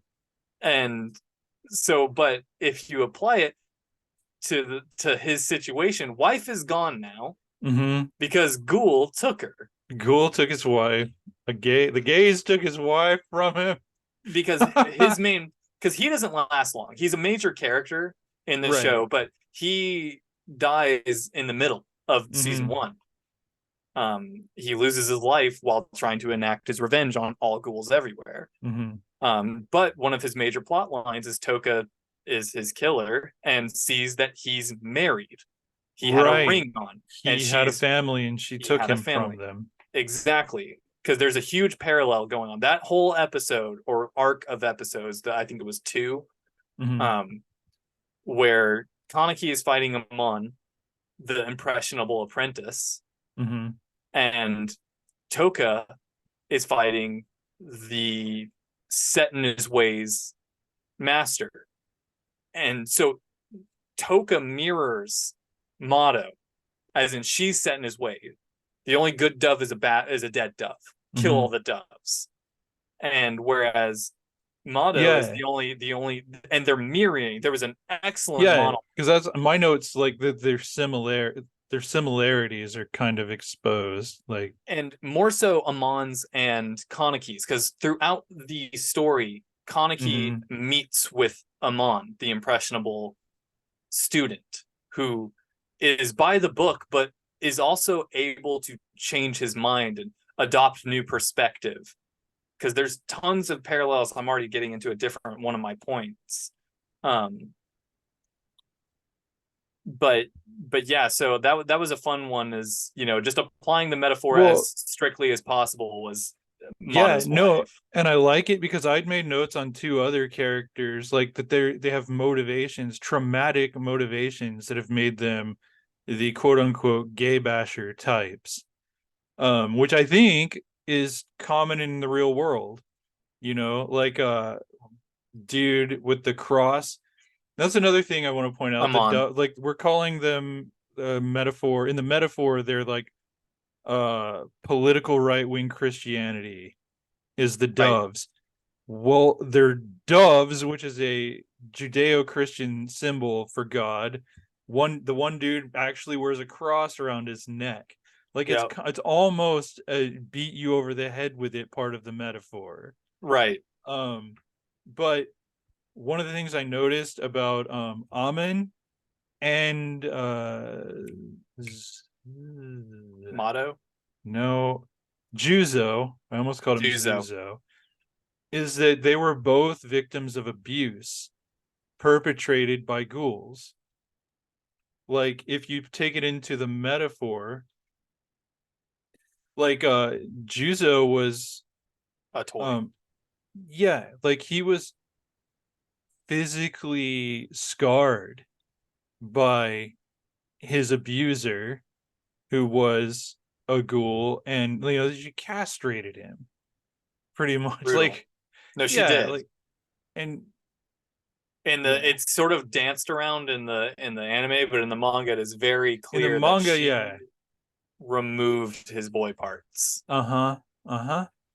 So he is a killer of ghouls now, but he was taken in by the doves straight from there, as I recall. And the other dude, the dude Amen with the cross The was the impressionable student dove right. that I Well, was mentioning earlier. he was in an orphanage, and it turns out the dude who he'd looked to as a father figure running the orphanage, like he walked in on him eating another one of the kids Right, and a never runaway. a runaway. Yeah. So like it's all so he's got this deep trauma. And he says he wears the cross to remind him of the evil he's fighting.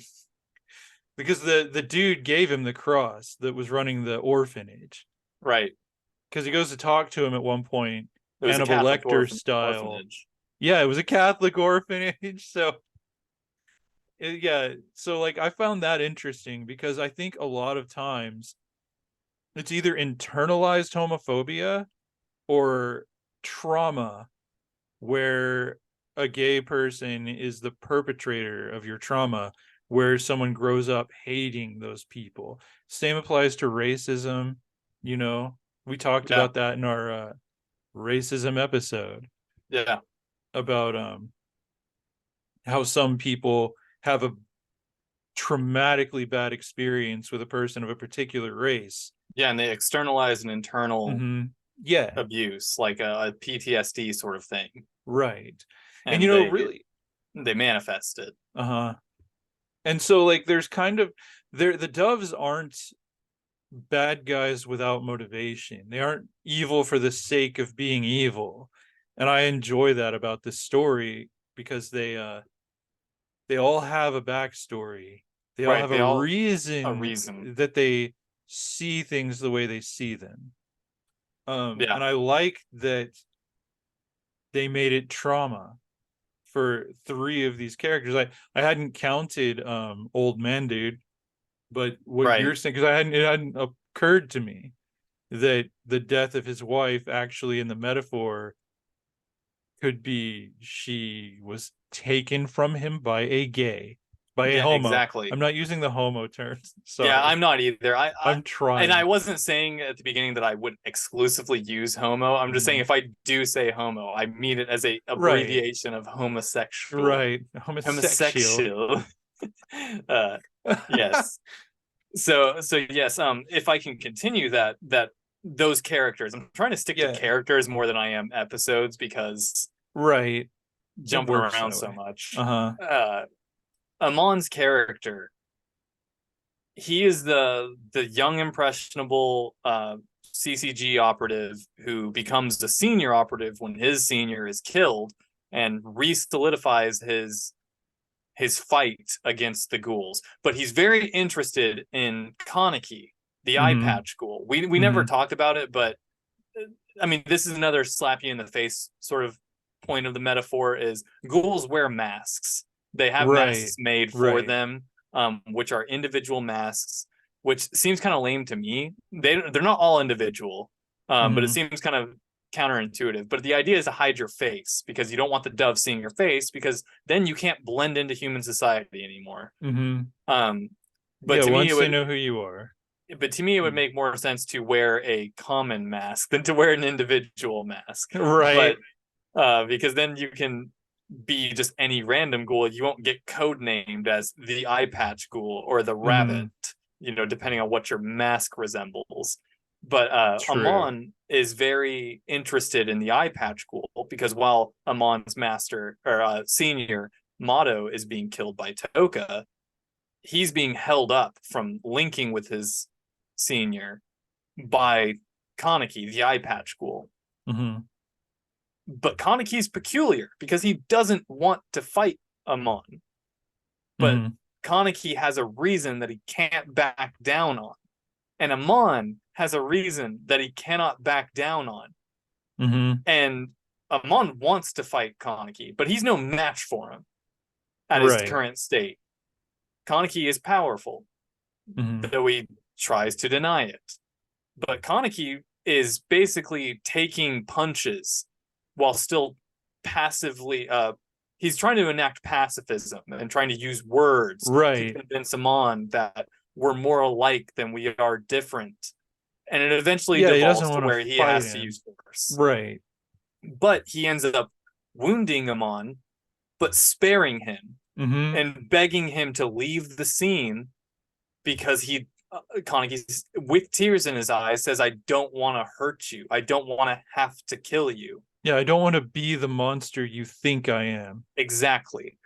And so that sticks with, and that's profound. And we've gone over the metaphor enough to where I'm sure the audience can get what Mm-hmm. Kaneki means by that, Right. and take into account your own observations because that one's over the head too. Mm-hmm. Um, but I I want to continue with Amon's characterization because he continues to remember Kaneki throughout Mm-hmm. Amon's journey fighting other ghouls, and he struggles with it. Um, and then in the very end of Amon's progression, they're mirrored. Amon wants to understand the ghouls, Mm-hmm. and Kaneki would love to talk with him about it, but there's Right. no time. They are on opposite Yeah. sides. They have to fight.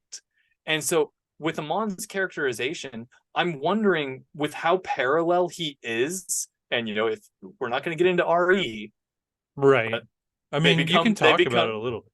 Amon Let's just event not get lost in it. yeah, no, Amon eventually becomes there are more half ghouls that are introduced in Mm-hmm. RE. That's the long and short of it is half ghouls are now no longer restricted to Kaneki and A couple other, a couple other like one other. three other. The two Yeah, there are twin. four other. Yeah, two twins Yeah. and The the owl. the owl. Um, and So there's so four total in there are four the total. first 24 episodes. And Amon becomes another one-eyed ghoul. He Oh becomes my another. gosh, that's right. So I was thinking Amon is fighting gay thoughts.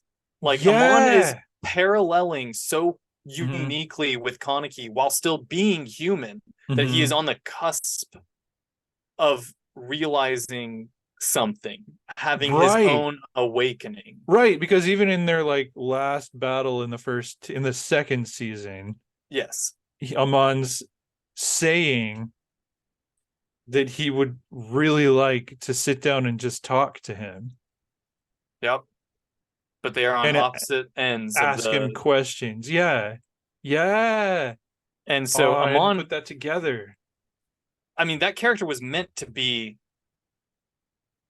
Kaneki's parallel, his Yeah, yin to on the his other yang. side. Yeah. Yes. And eventually it comes full circle Mm-hmm. to where he is, but that's RE and that's a whole different thing. Oh, you Right. know, We're but not going to get because we haven't read it. We don't know enough. yeah, applying the metaphor to Amon, he's struggling against his own awakening. Fantastic. I like it. Let me see if I have anything else on Amon. No, that was it for him, because that was his character, was to be Kaneki's foil to a certain Mm-hmm. degree. Yeah. Um, let's see. I mean, that What is the else have I last guy he got? fights. That is Kaneki's sort of Uh-huh. arch nemesis, but it's rival in the without the connotation of enemy, Mm-hmm. because Kaneki doesn't fight because he wants to. He fights because he has to. Right. He doesn't want to fight him on. Mm-mm. Yeah, he'd rather just talk. Both of them would rather just talk. But Mm-hmm. they're in a situation, a social situation where they don't really have time. They can't do No, it. The world won't let them just sit down the and world will not talk. let them. I mean, there's a line. I want to Yes, I say know it's exactly maybe what you're thinking. the first time they fight. Yes, If where it's echoed Kaneke's further. like I'm not wrong. What's wrong is this messed up world. That's the Right. line I'm thinking of. I don't know if that's He's like, because Amon says ghouls are what's wrong with this world. that's Ghouls are what's right. making this world so messed up. And then Kaneki ponders it for a moment and says something to the effect of, "It's not the world that's messed up; it's the people in it, both you and Mm-hmm. me," sort of Yo, thing. yeah, yeah. And it's up to both of us to make it right. Mm-hmm. But Amon wouldn't hear it, Right. and Kaneki was still coming into his own with Mm-hmm. understanding it. Right. And he's Because effectively saying it's not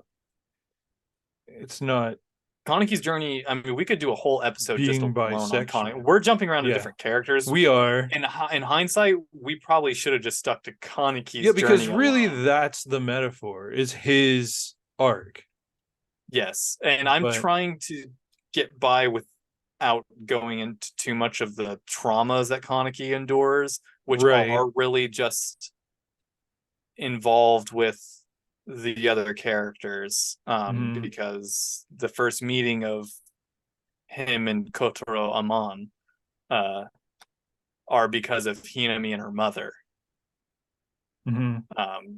Which is, if you'll let me, I have another fun characterization that I want to, because I can't figure it out.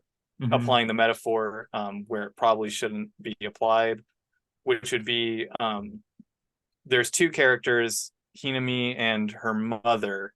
I can't remember her mother's name, but they are a mother-daughter pair of ghouls. Right. Hinami's maybe 9 or 10 years old, and Right. her mother is essentially running away from a bad situation. Her Mm-hmm. husband's involved too deep with some of the worst ghouls out there, and essentially they get found by the CCG, and The dogs. Hinami's mother gets beheaded right in front of her. But I couldn't, when I'm trying to apply the metaphor to their relationship, Mm-hmm. you have to sort of strip away the mother-daughter relationship at its core. First and foremost, if you want to say that Hinami is a young gay Mm-hmm. and that her mother is an experienced gay, well, gay parents don't necessarily have gay children like ghouls have ghouls, Right. like, But and so it you have could to, happen. I mean, it very well could. it um does happen. It just it, it absolutely not happens. all the time. Well, for one thing, if you're gay, you're probably not having kids. Not gay people have kids. They don't have Right, to even have sex. right, Go to a true, fertility clinic, jerk off in a Dixie cup. right, Like that's right. um but that but kid is not any more or less likely to be the same orientation as the parent as if the parents were heterosexual. kid's going to Right. be what the kid is going to be. You put the DNA in the blender, you get what you get. Yeah, and you don't throw a fit. Right, get what Um, you get, don't throw away. but in terms of ghouls having ghouls Uh-huh. and applying the metaphor, gays having gays, Right. you have to sort of strip away how could you categorize or characterize their relationship through the lens of this metaphor, as in two gays, like maybe one's taking a younger under a more experienced, taking in a younger under the Mm-hmm. wing, and That's how then the CCG comes and kills your mentor. that's how And I so would how look could at you? it, metaphor wise. Because yeah, like the little girl, I think that's an important, because what did I wrote stuff down. Um well, because yeah, I mean that's just kind of illustrating the effect that the hatred that's on TV in this show. Like, they're talking There you about go. ghouls the way Fox News talks about gays, like, or the Yes. libs. Like, that's what this little child is growing up with. And the fact is, gay people start out as children, Yes. just like heteros. And they grow up hearing all this horrible stuff about themselves. And even though they're children, they probably don't understand they're hearing it about themselves. They're still hearing it and retaining it. And as they grow up, they realize that all that hate was being said about them. And like, that's how I see the Hiname fitting You know in, me. Hiname fitting into the metaphor, because yeah, and they all need to protect her. She's a baby gay. So, and that's a thing in the community. Like, someone who has just come out is a baby gay, baby bi, baby trans, whatever. And they're figuring it out. But it's like, cause there were some lines like, gosh darn it. I don't think I wrote down the one that was specifically said to her, but there were things like, I don't get why ghouls even exist in the first place. And then someone else says, no joke, they should just die. I don't think Yeah. that's one of the lines the little girl overheard. I think that was No, that something was Toka. Toka heard Toka at heard that in school. class. Yeah. Yeah. But like, there were lines said like that because the little girl was at one point asking people, should we exist? Like, Yeah, are she said do we something need to die? along. Are we bad? Like, I don't remember the exact Yeah, she lines, said but something like, "I don't think we belong in this world." mhm. And then Because that's Kaneki the comforts her uh-huh. by saying, "Your mother wanted you to live, to be Right. happy, to Hmm. exist, and she gave her life for you to know that you do belong. Hmm. You have a place." Right. And that's what a mentor does, Right. is And in I a community like that, they're making you feel welcome, trying to make sure you know that you are accepted, you exist, you belong. and then what it And sort she of drives lost home that. too is, with it being a mother-daughter relationship, it's completely non-sexualized. Right. And so you can have a gay mentor Hmm. as a baby gay and it be a Without it. completely non-sexual Exactly. relationship. Yeah, and that's the thing too. Like, gay people can have gay friends, just like gay people can have straight friends without Right. there being a Sleeping with them. sexual element. Right. Like, they appreciate their relationships that are platonic, just like heterosexual people do. Right. And it's like, it's sort of the thing where you know, you meet a person, you make friends with a gay person, and Hmm. you're like, oh, I know this other gay person. I should set y'all up together. Right. It doesn't work that way. Hmm. Because it's It's the because you're same. just two gays aren't automatically attracted to each other. Right. Or even have the Just like, capacity to even be friends. Because that's how it was when I was a little bit of a stoner. Like, hmm.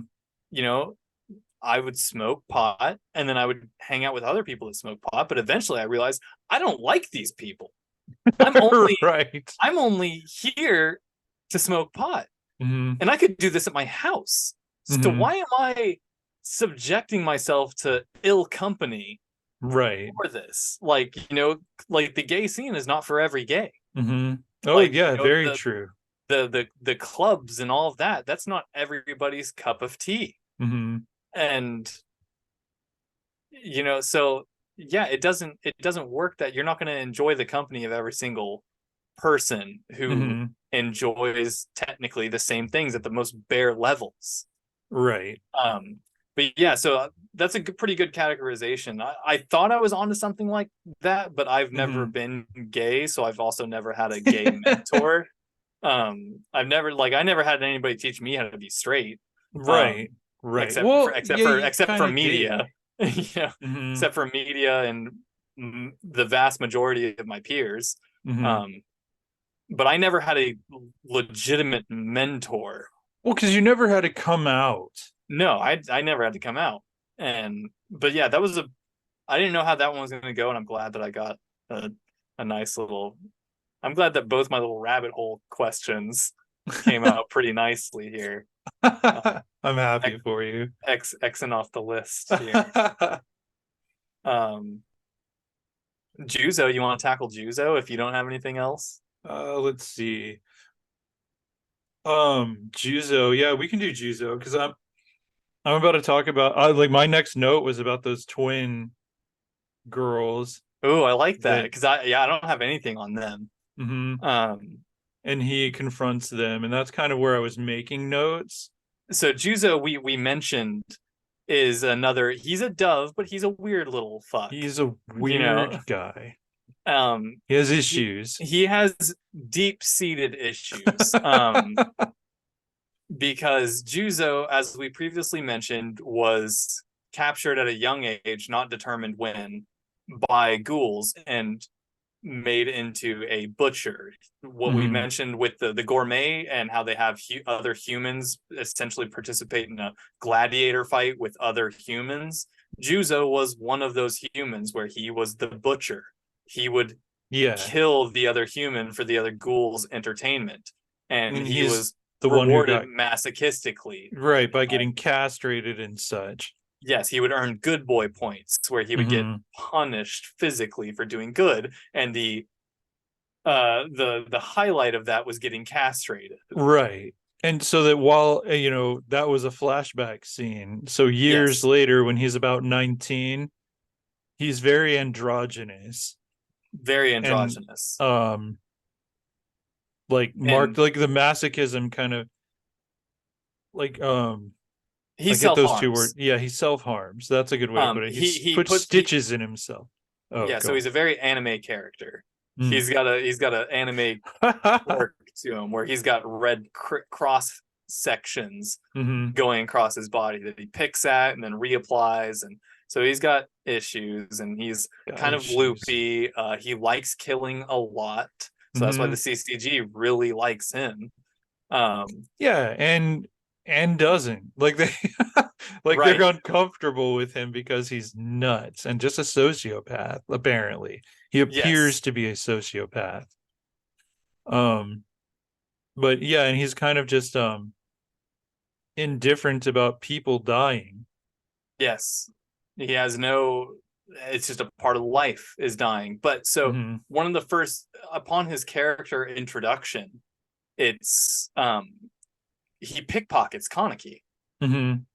and Kaneki was like, that kid was weird, and keeps walking, but he's like, I don't know what it is about that kid, but he smells really good. Hmm. And several other ghouls comment on Juzo's smell. Yeah.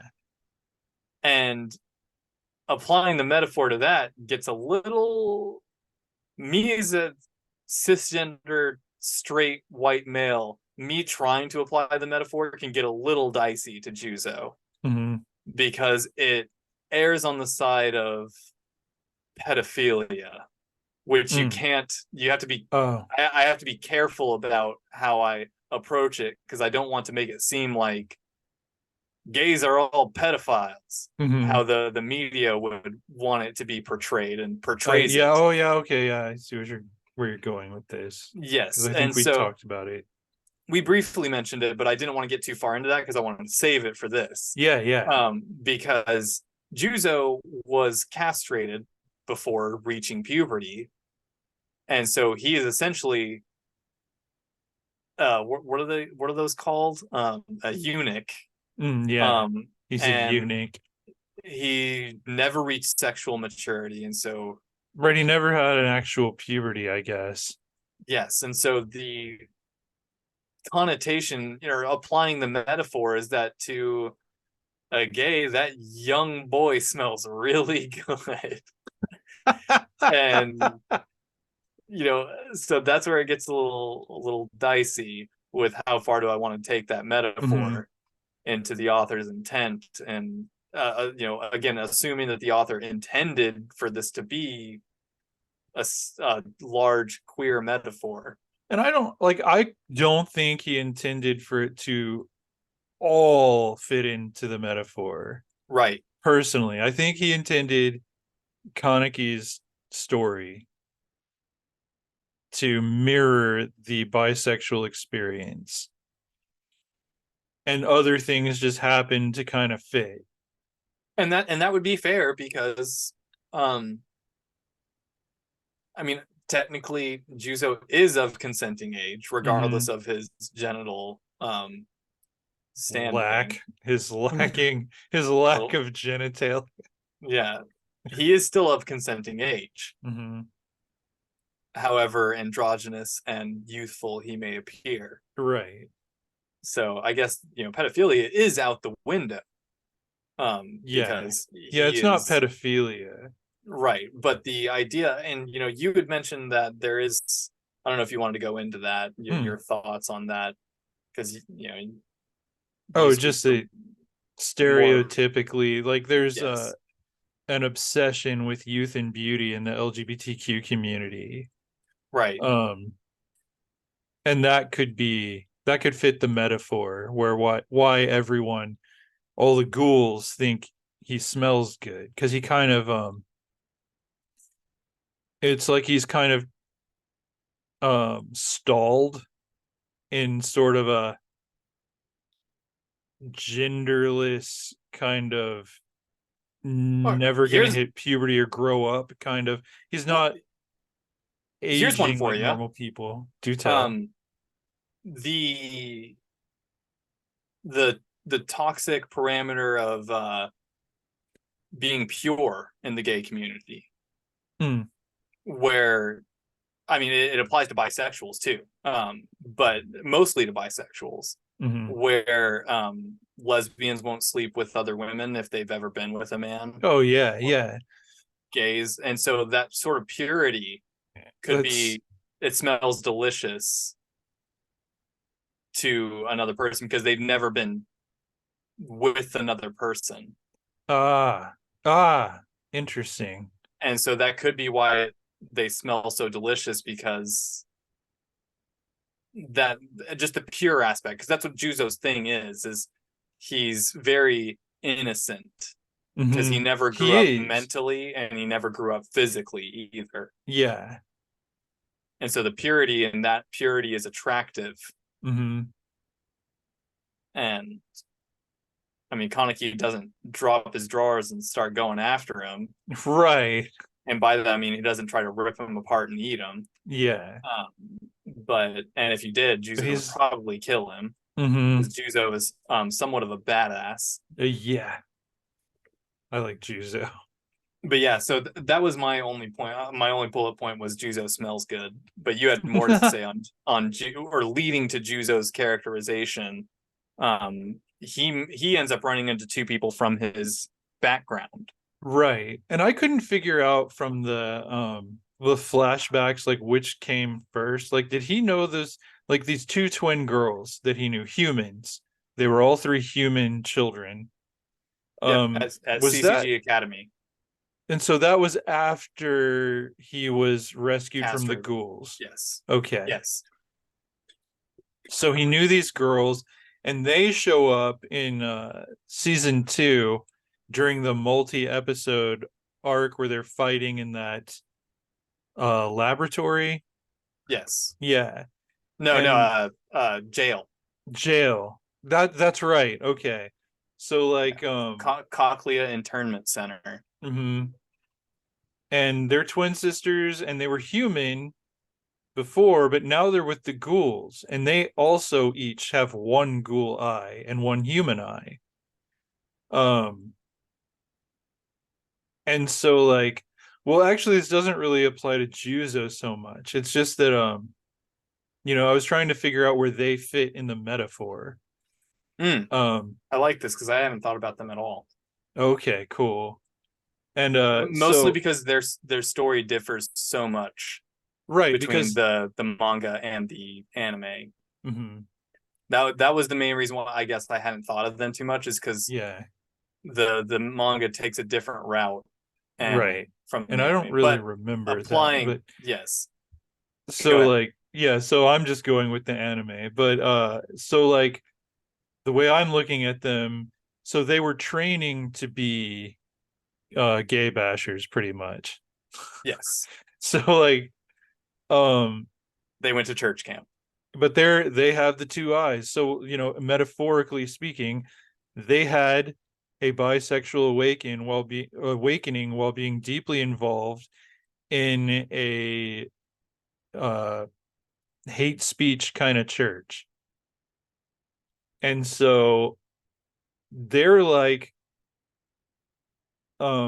ex right wing Christians who were involved in it and realized how nuts it was, and like nobody knew they were not heteros because they were blending in the church. They had their awakening, left, and now they're fighting with the ghouls, the gays. They're fighting against the people they used to be a part of.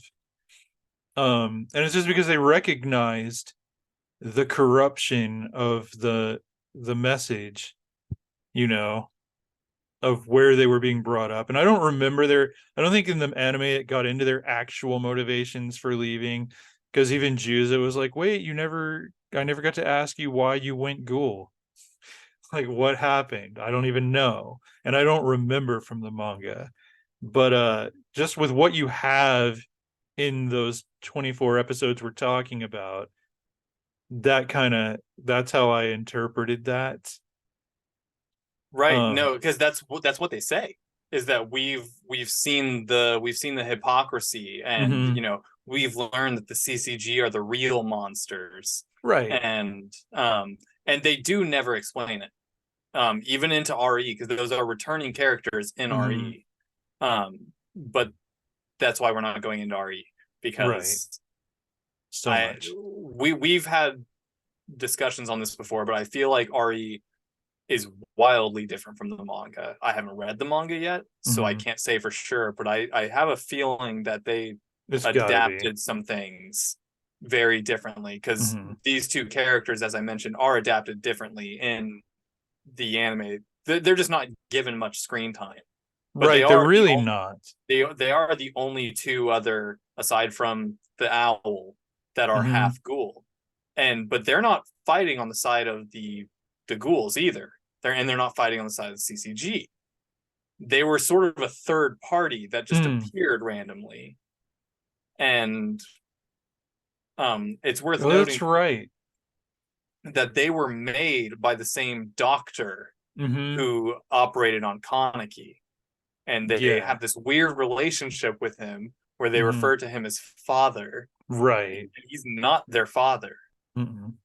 but he made them into half ghouls just like he did Kaneki. So they are Yeah. replicas of Kaneki, just in the plot. But inside of the story, inside of the metaphor, I should say, Mhm. they do fit that awakened within the church metaphor quite nicely, where Right. they become atheists. Like they Pretty get turned much. from the church. Right. Because the church didn't realize they were preaching hate to their own congregation because they don't think Exactly. about Which things many like churches are that. having to contend with now, Right. where Right. the congregation has widely left, and it's because of all of the hatred over the years, Mhm. and with Right. society becoming generally, I guess so. Generally more accepting. Hmm. You know, they'll find another way to worship if they want to continue, Hmm. and so they will leave your church. Yeah. And so churches are having to either adapt or die. Right, pretty much. And like pick a side. And because they've been preaching hate to their own congregation forever, because you have 100 people in your congregation, at least 10 of them are gay and at least 11 of them are bisexual. So Is that included in together? Like one extra person is bisexual, no, that as means in 21 21%. are on the spectrum, Yeah, at least. I mean, because statistics are based on who will actually fess up. right? So So that's probably the 11%. low end, Yeah, exactly. So at least 10% are going to be gay, at least 11% are going to be bi. 1%, one of those people will be transgender. One or two. I want to say it's 2%. So two people in your congregation are transgender, and you might not know it. You might not know about the 10 who are gay. You might not know about the 11 who are bi, and you're sitting there telling them they're going to hell. And so, yeah, you don't know them. It's like you don't know that you know the people you hate. And if you knew that you knew them, you wouldn't hate them. And that's like there's a line I wrote down again relating to them when Amen sees them after they fight Juzo, and they look at him and then they run away, and he's like, I know you, wait. Whereas all the other ghouls, he's kill, kill, kill. But it's kind of like he right? has this sudden, he sees their half ghoul eyes, and then he says, I know you. And then instead of fighting them, he says, wait. Like he Right, wants because to they don't wear talk to them. masks, Right. They don't. or they weren't wearing their masks. They do have Oh, masks. yeah, they did. They did when they were fighting. That's They have right. some yin and yang masks because Yeah. they're black and white haired Hmm. twins Yeah. named Black and White is what their Uh names mean. huh. There's Kurina and that's black, and then Shirine, That's which white. means white. Okay. Like Interesting. they're literally named Black and White. Um, But yeah, like I thought it was kind of a moment there where it it's said Amon's something to me character. that Yeah. when he realizes he knows them, it changes his attitude. Yes. Because his character does take a large shift after that. Mm-hmm. Yeah. He Yeah. starts to seek understanding. Mm-hmm. And that's how it is for that's how it was for me in a lot of regards in my own life. Like throughout my life, I had I guess I had sort of the typical white upbringing, I guess, Mm-hmm. where I didn't really have black friends. It's not like I Oh. was avoiding them. I just never made a friend that I connected with. Like Mm-hmm. my best friend was Mexican when Mm-hmm. I grew up.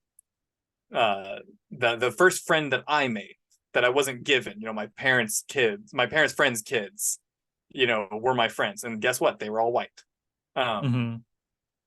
and then the first friend that I made, Daniel, Oh yeah. I was remember him. Mexican, and so like I had black friends that I was cool with at school, but Daniel was the only one that I hung out with outside of school. Yeah. And then, so until I met Courtney, I was not privy to the black struggle as I am now. So, like, I had Mm-hmm. an awakening.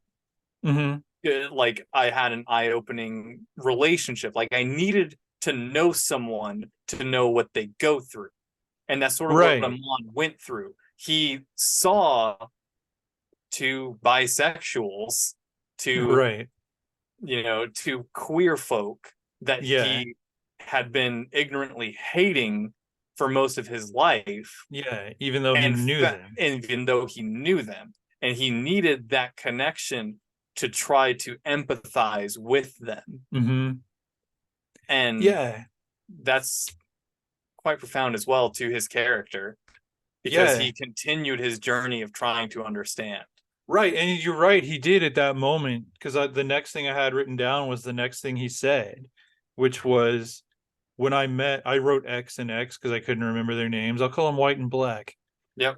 When I met White and Black, they were human. Now they're ghouls. That's impossible. What in the hell is going on? Yep. Like you can't go from one to the other. And But he's not fathoming you can just be both. They didn't. it's worth pointing out he's inner monologuing that while cutting down other ghouls. Like, Right. That's true. so That's so he's still true. actively murdering gays. Right. He's still doing it, but he's processing. Yeah, he's processing. So But the gays are trying to kill him, so right, they're right. trying to He's bang him. mhm. Apparently he looks good. Yeah. But He kind of does. He's he kind of kind of does. Yeah. yeah. What would the gay community call him? Because he's not a bear. No, I don't know. Just hot. They just call Yeah, him he's just hot. hot. Yeah. Because he is like 260. He's a Superman. Yeah, he looks kind of like He's Clark he would Kent be he would be a sort. Clark Kent Superman. Like he would Hmm. look very good in red and blue spandex Right, yeah. with a red cape and red Hmm. boots and all that. Yeah, he could Um, be played by anyone who had played Superman, probably. Well, except they'd um, have to be Japanese. do you have another one? 'Cause Um, I've got one we've sort of been dancing around for a little while. oh, go for it. Eto, Oh. which is the only other half ghoul that we've mentioned, which is the Hmm. main antagonist in the first arc. Right. In Tokyo Ghoul, the main The antagonist is owl. the owl, Hmm. um, which is, The code name that the doves have given her. yes, her name is Eto, and we mentioned the master previously. The master Mhm. used to be a brutal ghoul until he met he when I mentioned Nishiki and Kimi, the first thing in this podcast 3 hours ago. Has it Um, been that long? I don't know uh, about Usually. um, the other major ghoul human relationship in this story is our old man, the master of Onteku, the coffee shop, the LGBTQ center, and Yeah. his human lover before. The Hmm. question is proposed early on in the show: what happens when when a ghoul gets together with a human and the magic happens? Yeah. Kaneki guesses you get a half ghoul like me. He's Hmm. corrected and says you get a corpse. It Oh just does yeah. it doesn't mix. Hmm. And so Kaneki is the first. There's a rumor that there's another half ghoul out there. Kaneki is the first widely known one. Nobody else Right. has ever met a half ghoul. So the other half ghoul that is rumored to be out there also possesses one eye, but it's the other eye. Kaneki's left eye is ghoulified, whereas I guess if you are no, it's just by chance, I'm sure, but or maybe it's not. Yeah, it could Because be. You're saying because if you're born that way, it's going to be the right. yeah, and there's the But if old adage that the old adage that you get your right ear pierced and it's a signal that oh you're gay. right. As my dad used to say, if it's right, it's wrong. Um, just a little fun homophobia for everybody at home. Right. But no, wrong. Anyway, um, so I mean that could be a play on that as well because her right eye is the ghouly one. But anyway, Eto is a big, powerful half ghoul that the master had when he fell in love with a human. He was an assassin. He was a ghoul assassin. Hmm. He lived and he was lived by the sword, died by the sword before he met his baby mama, Hmm. who sort of softened him up a little bit. Yeah. But the organization, he basically worked for the mafia, Right. And he killed and humans and ghouls alike. whoever they wanted dead, he killed. Hmm. But he eventually left because it didn't feel like home, was the story. And he met a human girl, fell in love with her, and Hmm. they ended up conceiving and having this child. Now the story it Right. gets a little brutal because Right. he explains to her after she gets pregnant that the child will not see term because the child needs different sustenance than what your body can provide it. Mm-hmm. And which begs the question, what happens if it's a ghoul female that carries a human male's child? Right. But anyway, uh We're getting to sci-fi territory now. yeah, yeah, no, we are Explain sorry. the universe to us. Yes, I'm sorry, I'm sorry. No worries. It's okay. We can go on tangents. So Our anyway, podcast. Eto ends up being born. Uh-huh. She, by a miracle, is one of the only known documented human ghoul products. Mm-hmm. And I'm not going to try to. We've already gone over the human ghoul thing to a degree, Mm-hmm. but Eto is now, she's bisexual by the metaphor. Right. She likes both. She has a place in both worlds. But Right. where she differs from Kaneki is, this is what I was mentioning earlier, is she was born this way, Mm-hmm. and she's had to live in this world being ostracized by both for her entire life from the moment she was born. Right. Because from the moment she was born, that mafia organization tracks them down, Mm-hmm. kills the human baby mama, while Kuzin, that's his name, the old man's name, Oh, he runs gotcha. away with Eto, still an Mm-hmm. infant wrapped in a little towel thing, and has to abandon her. Like Mm-hmm. in the show, he literally just leaves her in a sewer. But in the manga, it's a little more fleshed out. He knew people down there, ghouls that weren't trying to blend into human society and literally did live in the subterranean city. Right. And he knew they were there. And so he basically left her on the fire station's doorstep. Mm-hmm. But she grows up hating the world, not knowing her place in it, and is also very, very powerful, Mm-hmm. and is a very confused queer growing up, and lashes out at the world. Right. And I guess what I'm trying to get to, I guess I was trying to describe her to the audience. What I really wanted was your thoughts on how to categorize Eto In the metaphor. in the metaphor. Okay, see what I I was think touching about. on it already, but well, Yeah. my thoughts at least, but I wanted your Yeah. thoughts. Like my thoughts on it are like the born that way ghouls and the made that way ghouls are, it's the difference between people who do and do not struggle with their, with who and what they are. Like a born that way is, you know, whenever she was of age, in the metaphor, she just knew she liked both, never denied it, didn't necessarily come out or just immediately came out. That's like the kind of person who's like, I'm bisexual, I'm 11, that kind of thing. And whereas the made that way ghouls are the ones who have to come to terms with it over a long period of time, figure it out, come out, all that. And so, I mean, that's the only thing that I think sets her apart metaphor wise.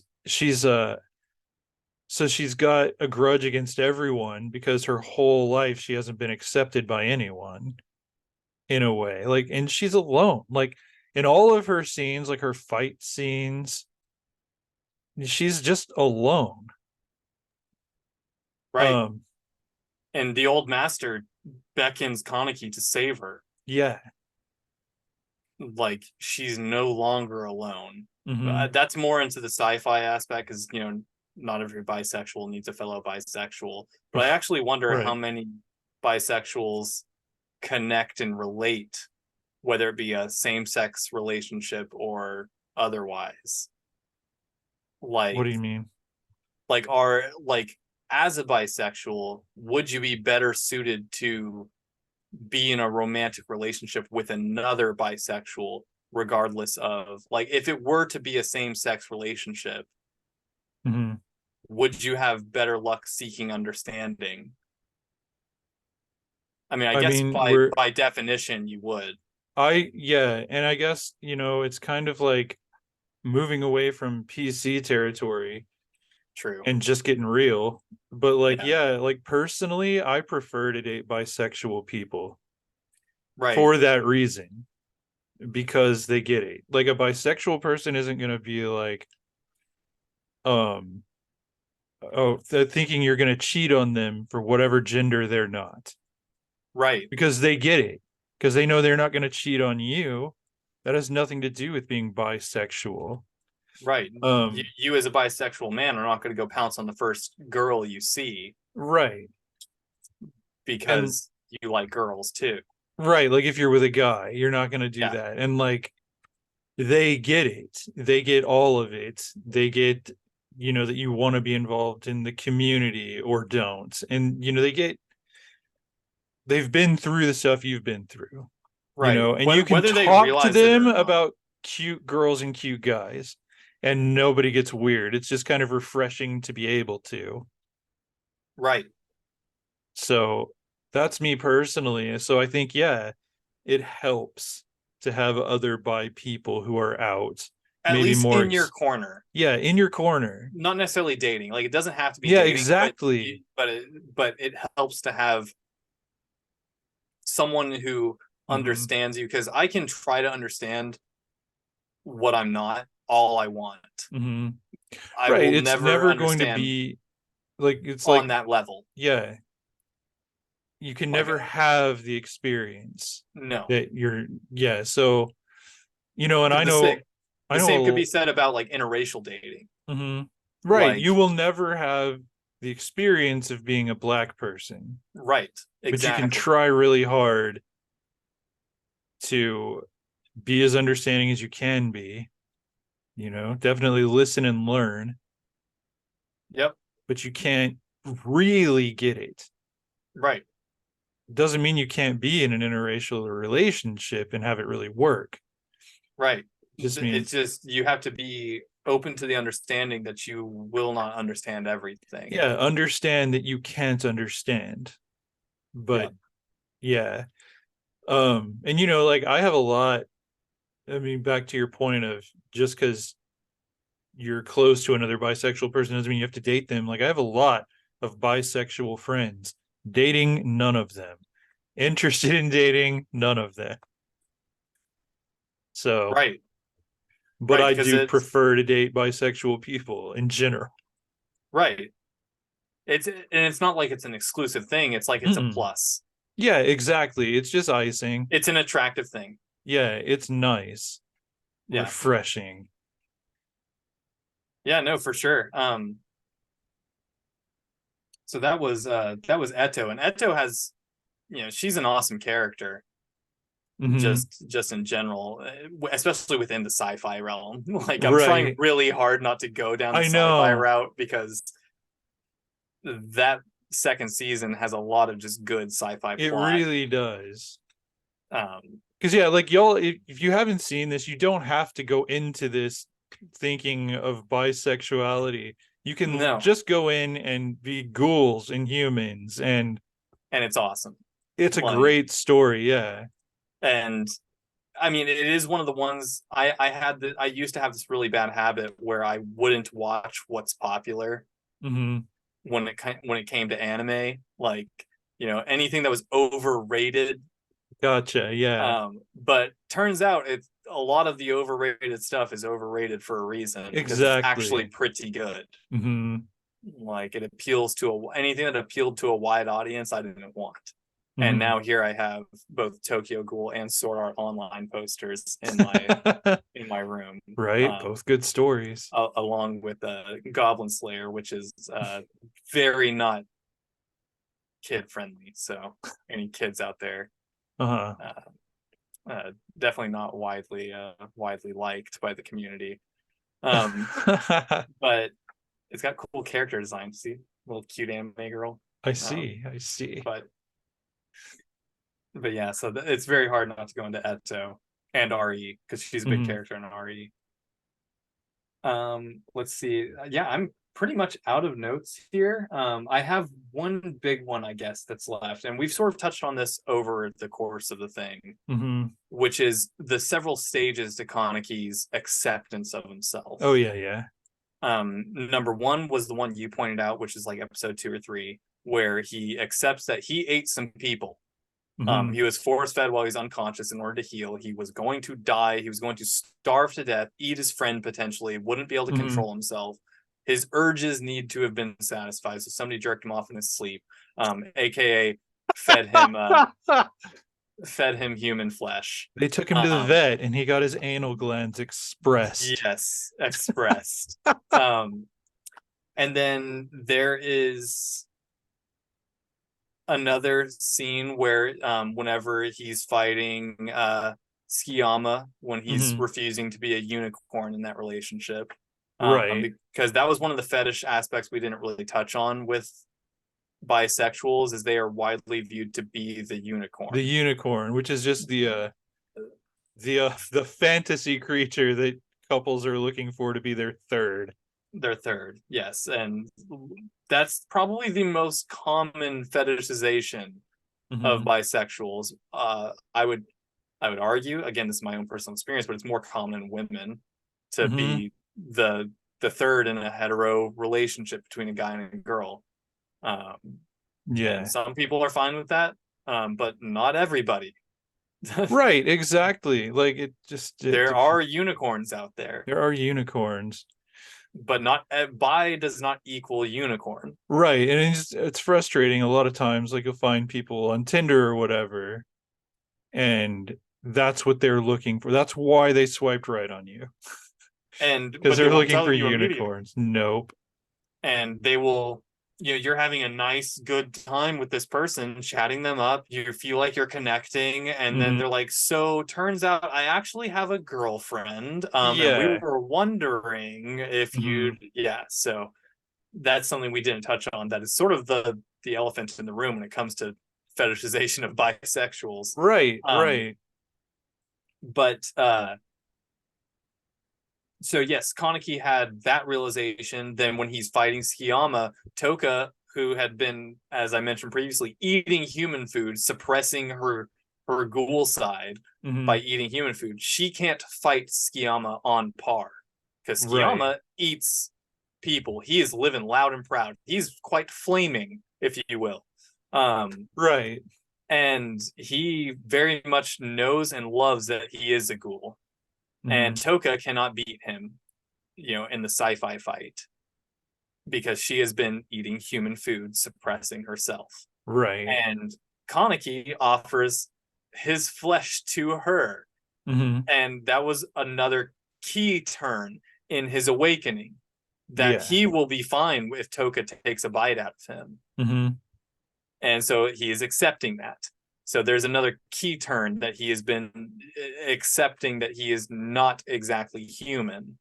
And then it goes further. I guess I could fast forward a little bit, because it's not that much further, but he gets kidnapped and tortured by another ghoul. And he gets, it's pretty brutal, his fingers and toes cut off repeatedly.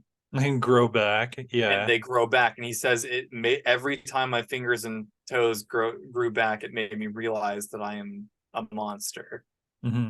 And while he's dissociating, while he's being tortured, he's walking through his life with Rize, the ghoul that he ate, who now exists as a part of him, within him.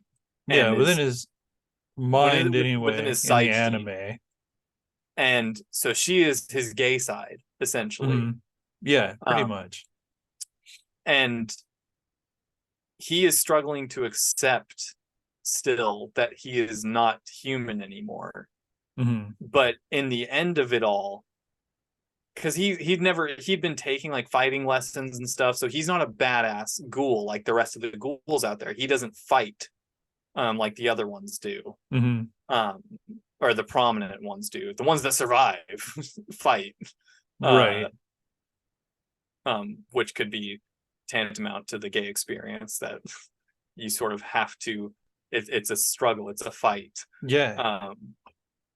And for any marginalized people in a society where they are not part of the majority, Right. Well, it no, is yeah, it it's is a true. fight. Like I think about that all the time. Like, people try to characterize gay people as wusses, particularly the more flamboyant ones. Like, oh, they're wimps, they're weaklings, they're wusses. A a flaming gay man is going to be one of the strongest and bravest people you will ever encounter in your life. Because they put it out there.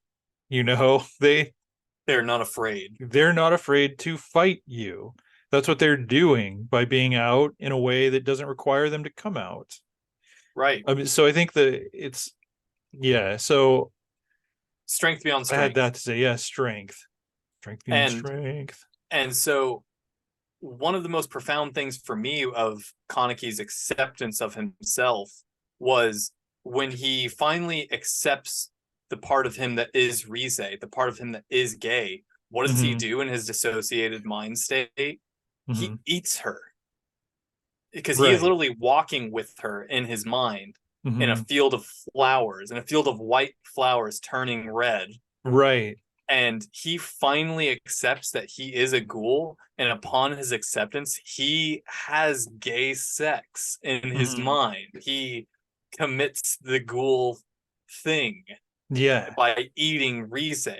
He Yeah. commits a, a gay act in his mind and Right. He accepts it. And then he is accepts that part of himself, embraces and absorbs it, and unifies those two parts, the yes, same gender attraction and the opposite gender attraction. and you could say that, much to your experience as well, he gets a little confused and Mm-hmm. he forgets his humanity, as in he Right. forgets Or his he thinks he straight can't side. be both, Right. because And that's what so everyone is telling him, pretty much. exactly. And so he basically comes out to himself. Mm-hmm. And that's where, in the sci-fi aspect, he becomes super powerful. Yeah. He erupts with power and defeats his enemies and is largely unmatched from then on. And I thought that was really profound to the metaphor that he gained strength from acceptance of himself. Yeah. Oh, I love that. Because, I mean, it's true. Like, once you're cool with who you are and nothing anybody says is going to make you pretend to be somebody else anymore, you're powerful. Right. And well, it's sort of like the limiter has been released. Mm-hmm. Like your potential can now be met Right. now No, that you're not exactly. holding yourself down. Mm-hmm. Because when you limit who you are to try to match what everybody thinks you should be, you're never going to amount to what you could be. Right. And you're not your whole complete self.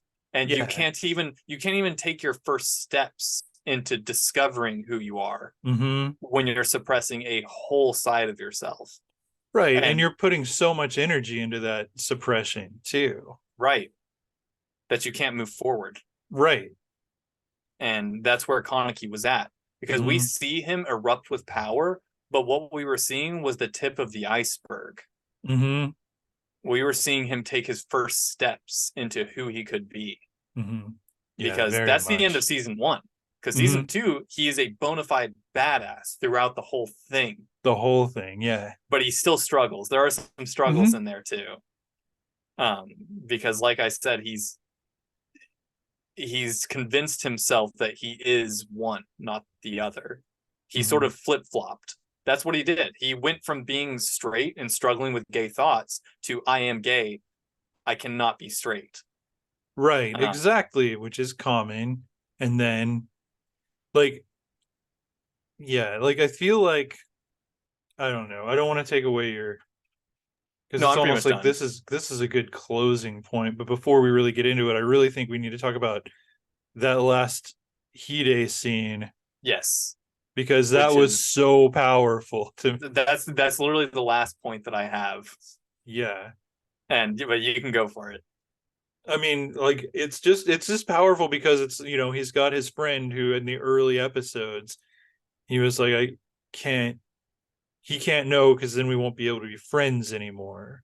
And And he notices things about him. You're not. Are you eating right? yeah, are And you eating right? That's a good, yeah, like it's revealed that Hide knew all along, from you know. the moment that Nishiki tried to kill Hide, Mm-hmm. and Nishiki was taunting Kaneki to eat Hide, and Mm-hmm. how you're just toying with him, right? When are you gonna do it? When are you gonna eat your friend? AKA, when are Uh-huh. you going to sleep with your friend? Right. And that's all you're doing with him, right?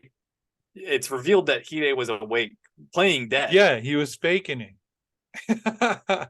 And so he knew from that moment that Kaneki was hiding it. yeah. And like, but he never forced him to tell him. He never He was quietly confronted him cheering him about on. it. Yeah, he was just very supportive, trying to figure stuff out because he was worried about his safety. That's why he got involved in the doves. Like he was a little gopher working in their offices and gathering information from people Yes, and just trying to figure out where his best friend is and how he's doing. And so they kind of lose touch when Kaneki went quote unquote full gay for a while and thought he couldn't be friends with Hide anymore yeah, because they lost touch altogether. But then he found him in the end in that final battle, and Kaneke's all wounded, and he like takes him into the closed coffee shop and like gets him back because up. Huh? yeah, no, I was just gonna set the setting a little bit. Do The gay center, the LGBTQ center, the coffee shop got outed right, as a hiding place for ghouls, right, and everybody got and run out. everybody got run out. So the coffee shop's closed, and Hide takes him there, finds a wounded Kaneki, and takes him in. Hmm. So go on. I was just Okay, painting the picture a little bit. yeah, and then like Kaneki is just kind of like stunned. He doesn't know what to say because his mask is off, right? Or Yes. is yeah. So it's like he can't hide it. And that's the cool. Okay, this is key to where I'm ultimately going with the last thing I wanted to bring up is that he had the mask like when he was working as a human, when he was trying to pass as human, he covered up his ghoul eye with a patch. When he was out there doing ghoul stuff, and wearing his mask, It was a it half covered mask. up, yeah, his half mask, and it covered up his human eye, left his ghoul eye exposed. So he's hiding his human side or his hetero side in the metaphor. Um, so he's not wearing the mask, he's exposed and can't hide it, doesn't really know what to say or where Hide is going from this point, but Hide reveals that he knew all along. And it's just so like profound that you have a true friend.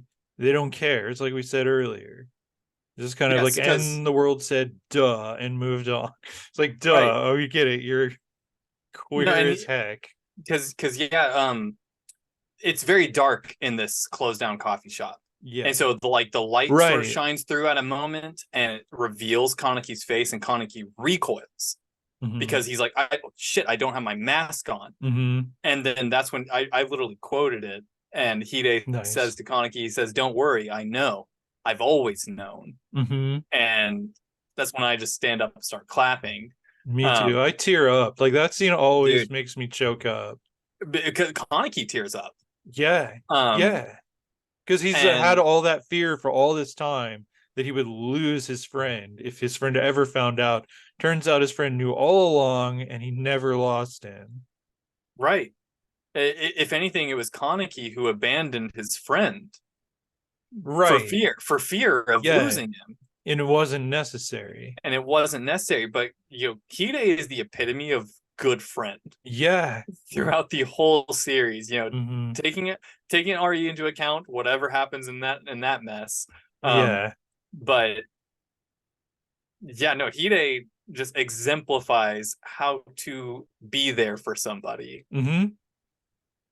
And because we talked about how Kaneki, only has one friend. Well, it largely appears that Hide only has one friend Yeah, too. it really does seem that way.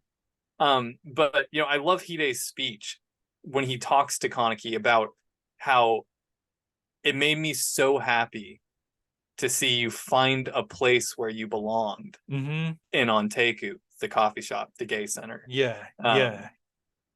the because he knew that everybody in there was probably a ghoul, but Hmm. he saw Kaneki laughing, smiling, Hmm. enjoying the Fitting company, in. Yeah. fitting in, and just finding a place for himself after he'd Hmm. been lost for so long. Hmm. And yeah, that final scene, um just it's very profound, it's very emotional, Yeah. that Like I whole think episode. that's my favorite um episode, I think. Even though it's almost nothing happens in that episode, in that last episode, it's very slow. Tokyo It's Ghoul could have very, ended right there. yeah, it could have. It very well could have. But I feel like as far as the metaphor is concerned, it's what happens after that that's even more powerful Right. because he has this confrontation with Hide that isn't a confrontation at all.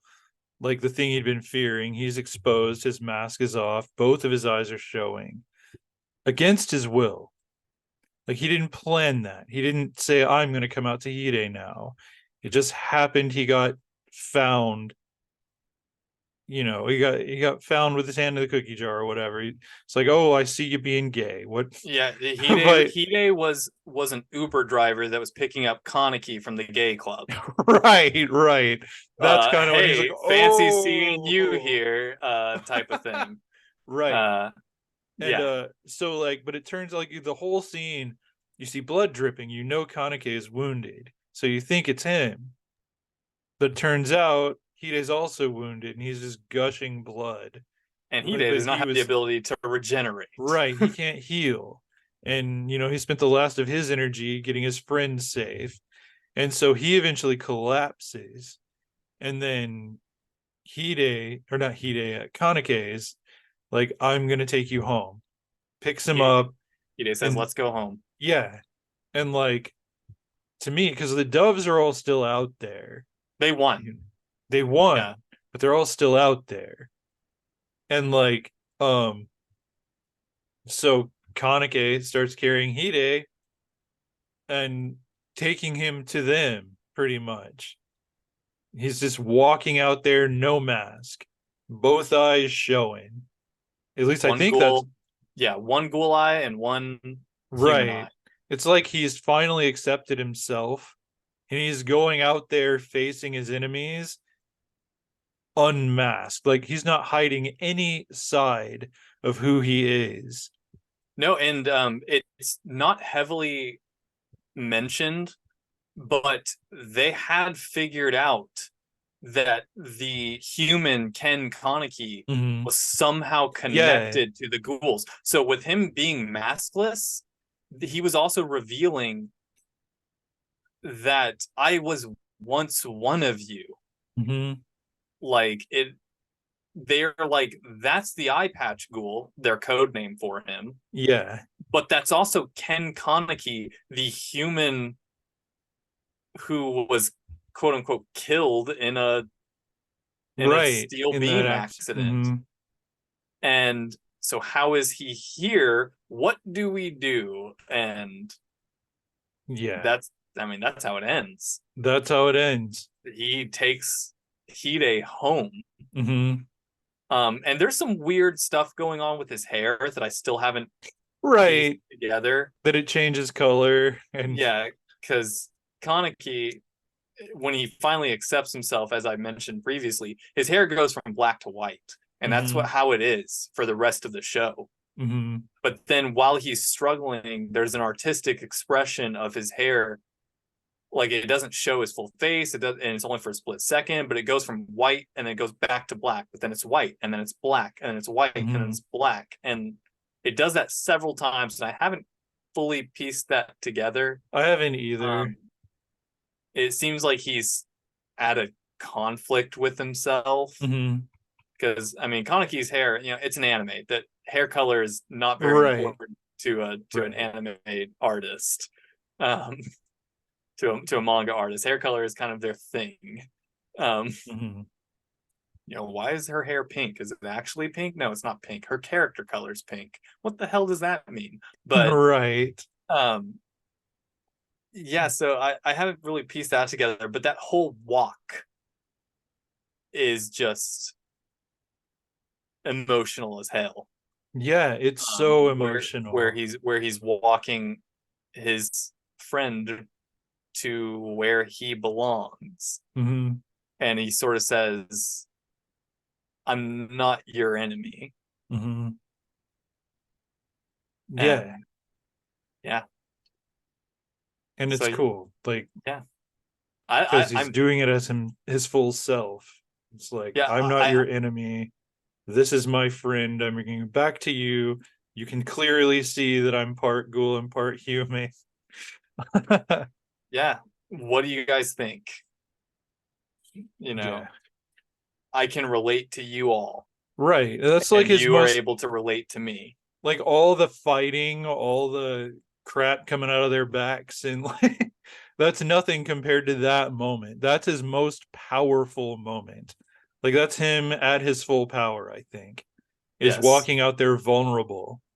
Yes, unapologetically. Yeah. And I feel like his best friend's acceptance was maybe the last push he needed to embrace his full power.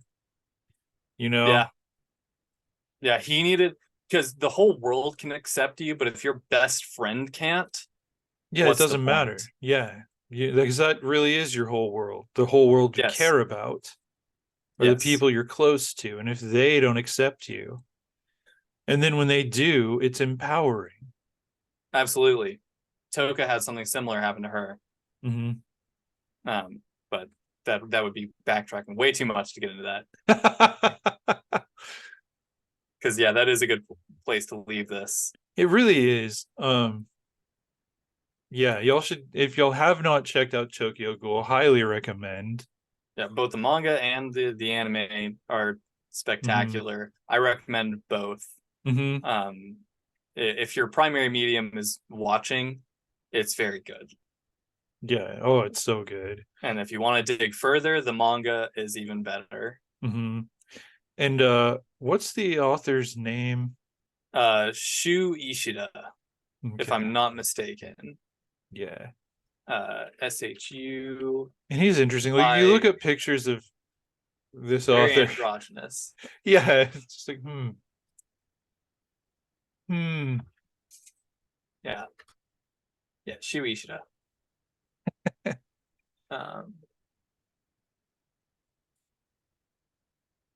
Yeah, he's got a new series out right now that I have not gotten into yet. What is it? Chojin X. Okay, I believe you. Yeah, I've got the first 3 volumes of that manga. Apparently there's already, like, when somebody that good, and Tokyo Ghoul is very popular. Tokyo Ghoul is very, very popular. When a person like that starts a new manga series, he's basically already got an anime deal. No doubt. Chojin X is not very far into the story, and they're already adapting it to anime, like because it's him. Because it's him. And so I got into the anime first and started reading the manga later. I will, my only critique was that it was difficult to get into the manga. Getting past the first volume, but then I couldn't stop. And Chojin X is largely the same. I got about halfway through the first volume, then I think I was like, all right, I'm going to bed, and I never picked it back up. Um, but I have continued to buy them as they come out. So I do fully intend to read them and see what he cooked up this time. Yeah, I'm curious too. I still, as mentioned, want to read Tokyo Ghoul RE. Yeah, the sequel series. See how much they Well, abridged yeah, in the because anime. if you watch the anime of Tokyo Ghoul RE, it's very clear that you're just not getting the whole story. Yeah, there are Uh-huh. time skips galore, Mm-hmm. um, and just characterizations that seem out of place. Right, like people who Um, show up out of nowhere from the previous series, and you're like, wait, how did that happen to you? What? This yeah, like yeah. they stuff has They look happened, stuff has not happened, explained. So, and it's very much playing keep up mhm. in Tokyo Ghoul RE. Yeah, pretty Um, much. and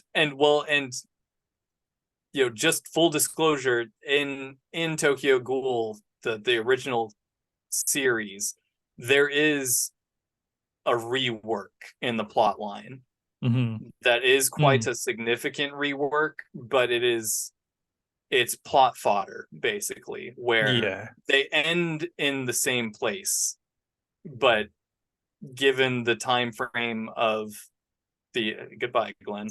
Uh, Sorry, let me fix that. I yeah, hit a button. yeah, you minimize your There we are. Chrome or I'm your back. I'm yeah. back. The lighting's But just so terrible over here, but go on. I'm listening. yeah, they took a detour to get to the Hmm. end stage faster. Um, but I wonder, so they took a liberty in the anime for the first arc. I wonder how many liberties they took in the anime for RE, Hmm. because it seems like a lot. Right. We'll find out. We'll find out when we read it. Yeah, and we'll do a follow-up Um, episode. yeah, yeah, we should. If we find it merits a follow-up episode after we read it, that would be Yeah. fun. Um, so what do we have next week is Next week is it possible to live without regret? It's going to be a fun philosophical dive into my own and Glenn's personal experiences and nothing else. I mean, that's pretty much what it is. I I mean can't it speak for is, it's anybody just else. philosophical. Is it possible to live without regret? And we'll just Yep, we're going to make grandiose, wide-spreading uh, deductions right. Yeah. for an hour and a half to 3 hours. It'll be 10 hours long. 10 Yeah, minutes or 10 hours. It'll be and somewhere in I between. will regret it. It turns out that episode is the only thing we regret in life. Yeah, It's like, well, before we did this episode, I had no regrets. I'm Now I already have regretting. one, and it is Yeah, this episode. so that'll be a fun one, and Yeah. because I got things I regret, or do I? Right. And Right. Like, oh yeah, I could get into this topic right yep, now. yep. So let's Let's wait a not. while. Yeah. So yeah, that's the episode. We did Tokyo Ghoul. Yeah, we did Tokyo Ghoul. We did it gay, we did it straight, Did it we did it by both, yeah, both ways. it's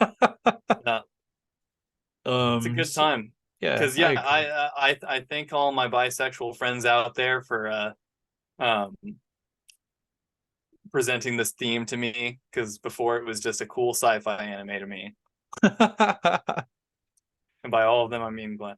But You just mean me. I'm the only one who did. well, you're the only one that caught on to this. Because to I'm everybody else, clever. Yeah. yeah, you are clever.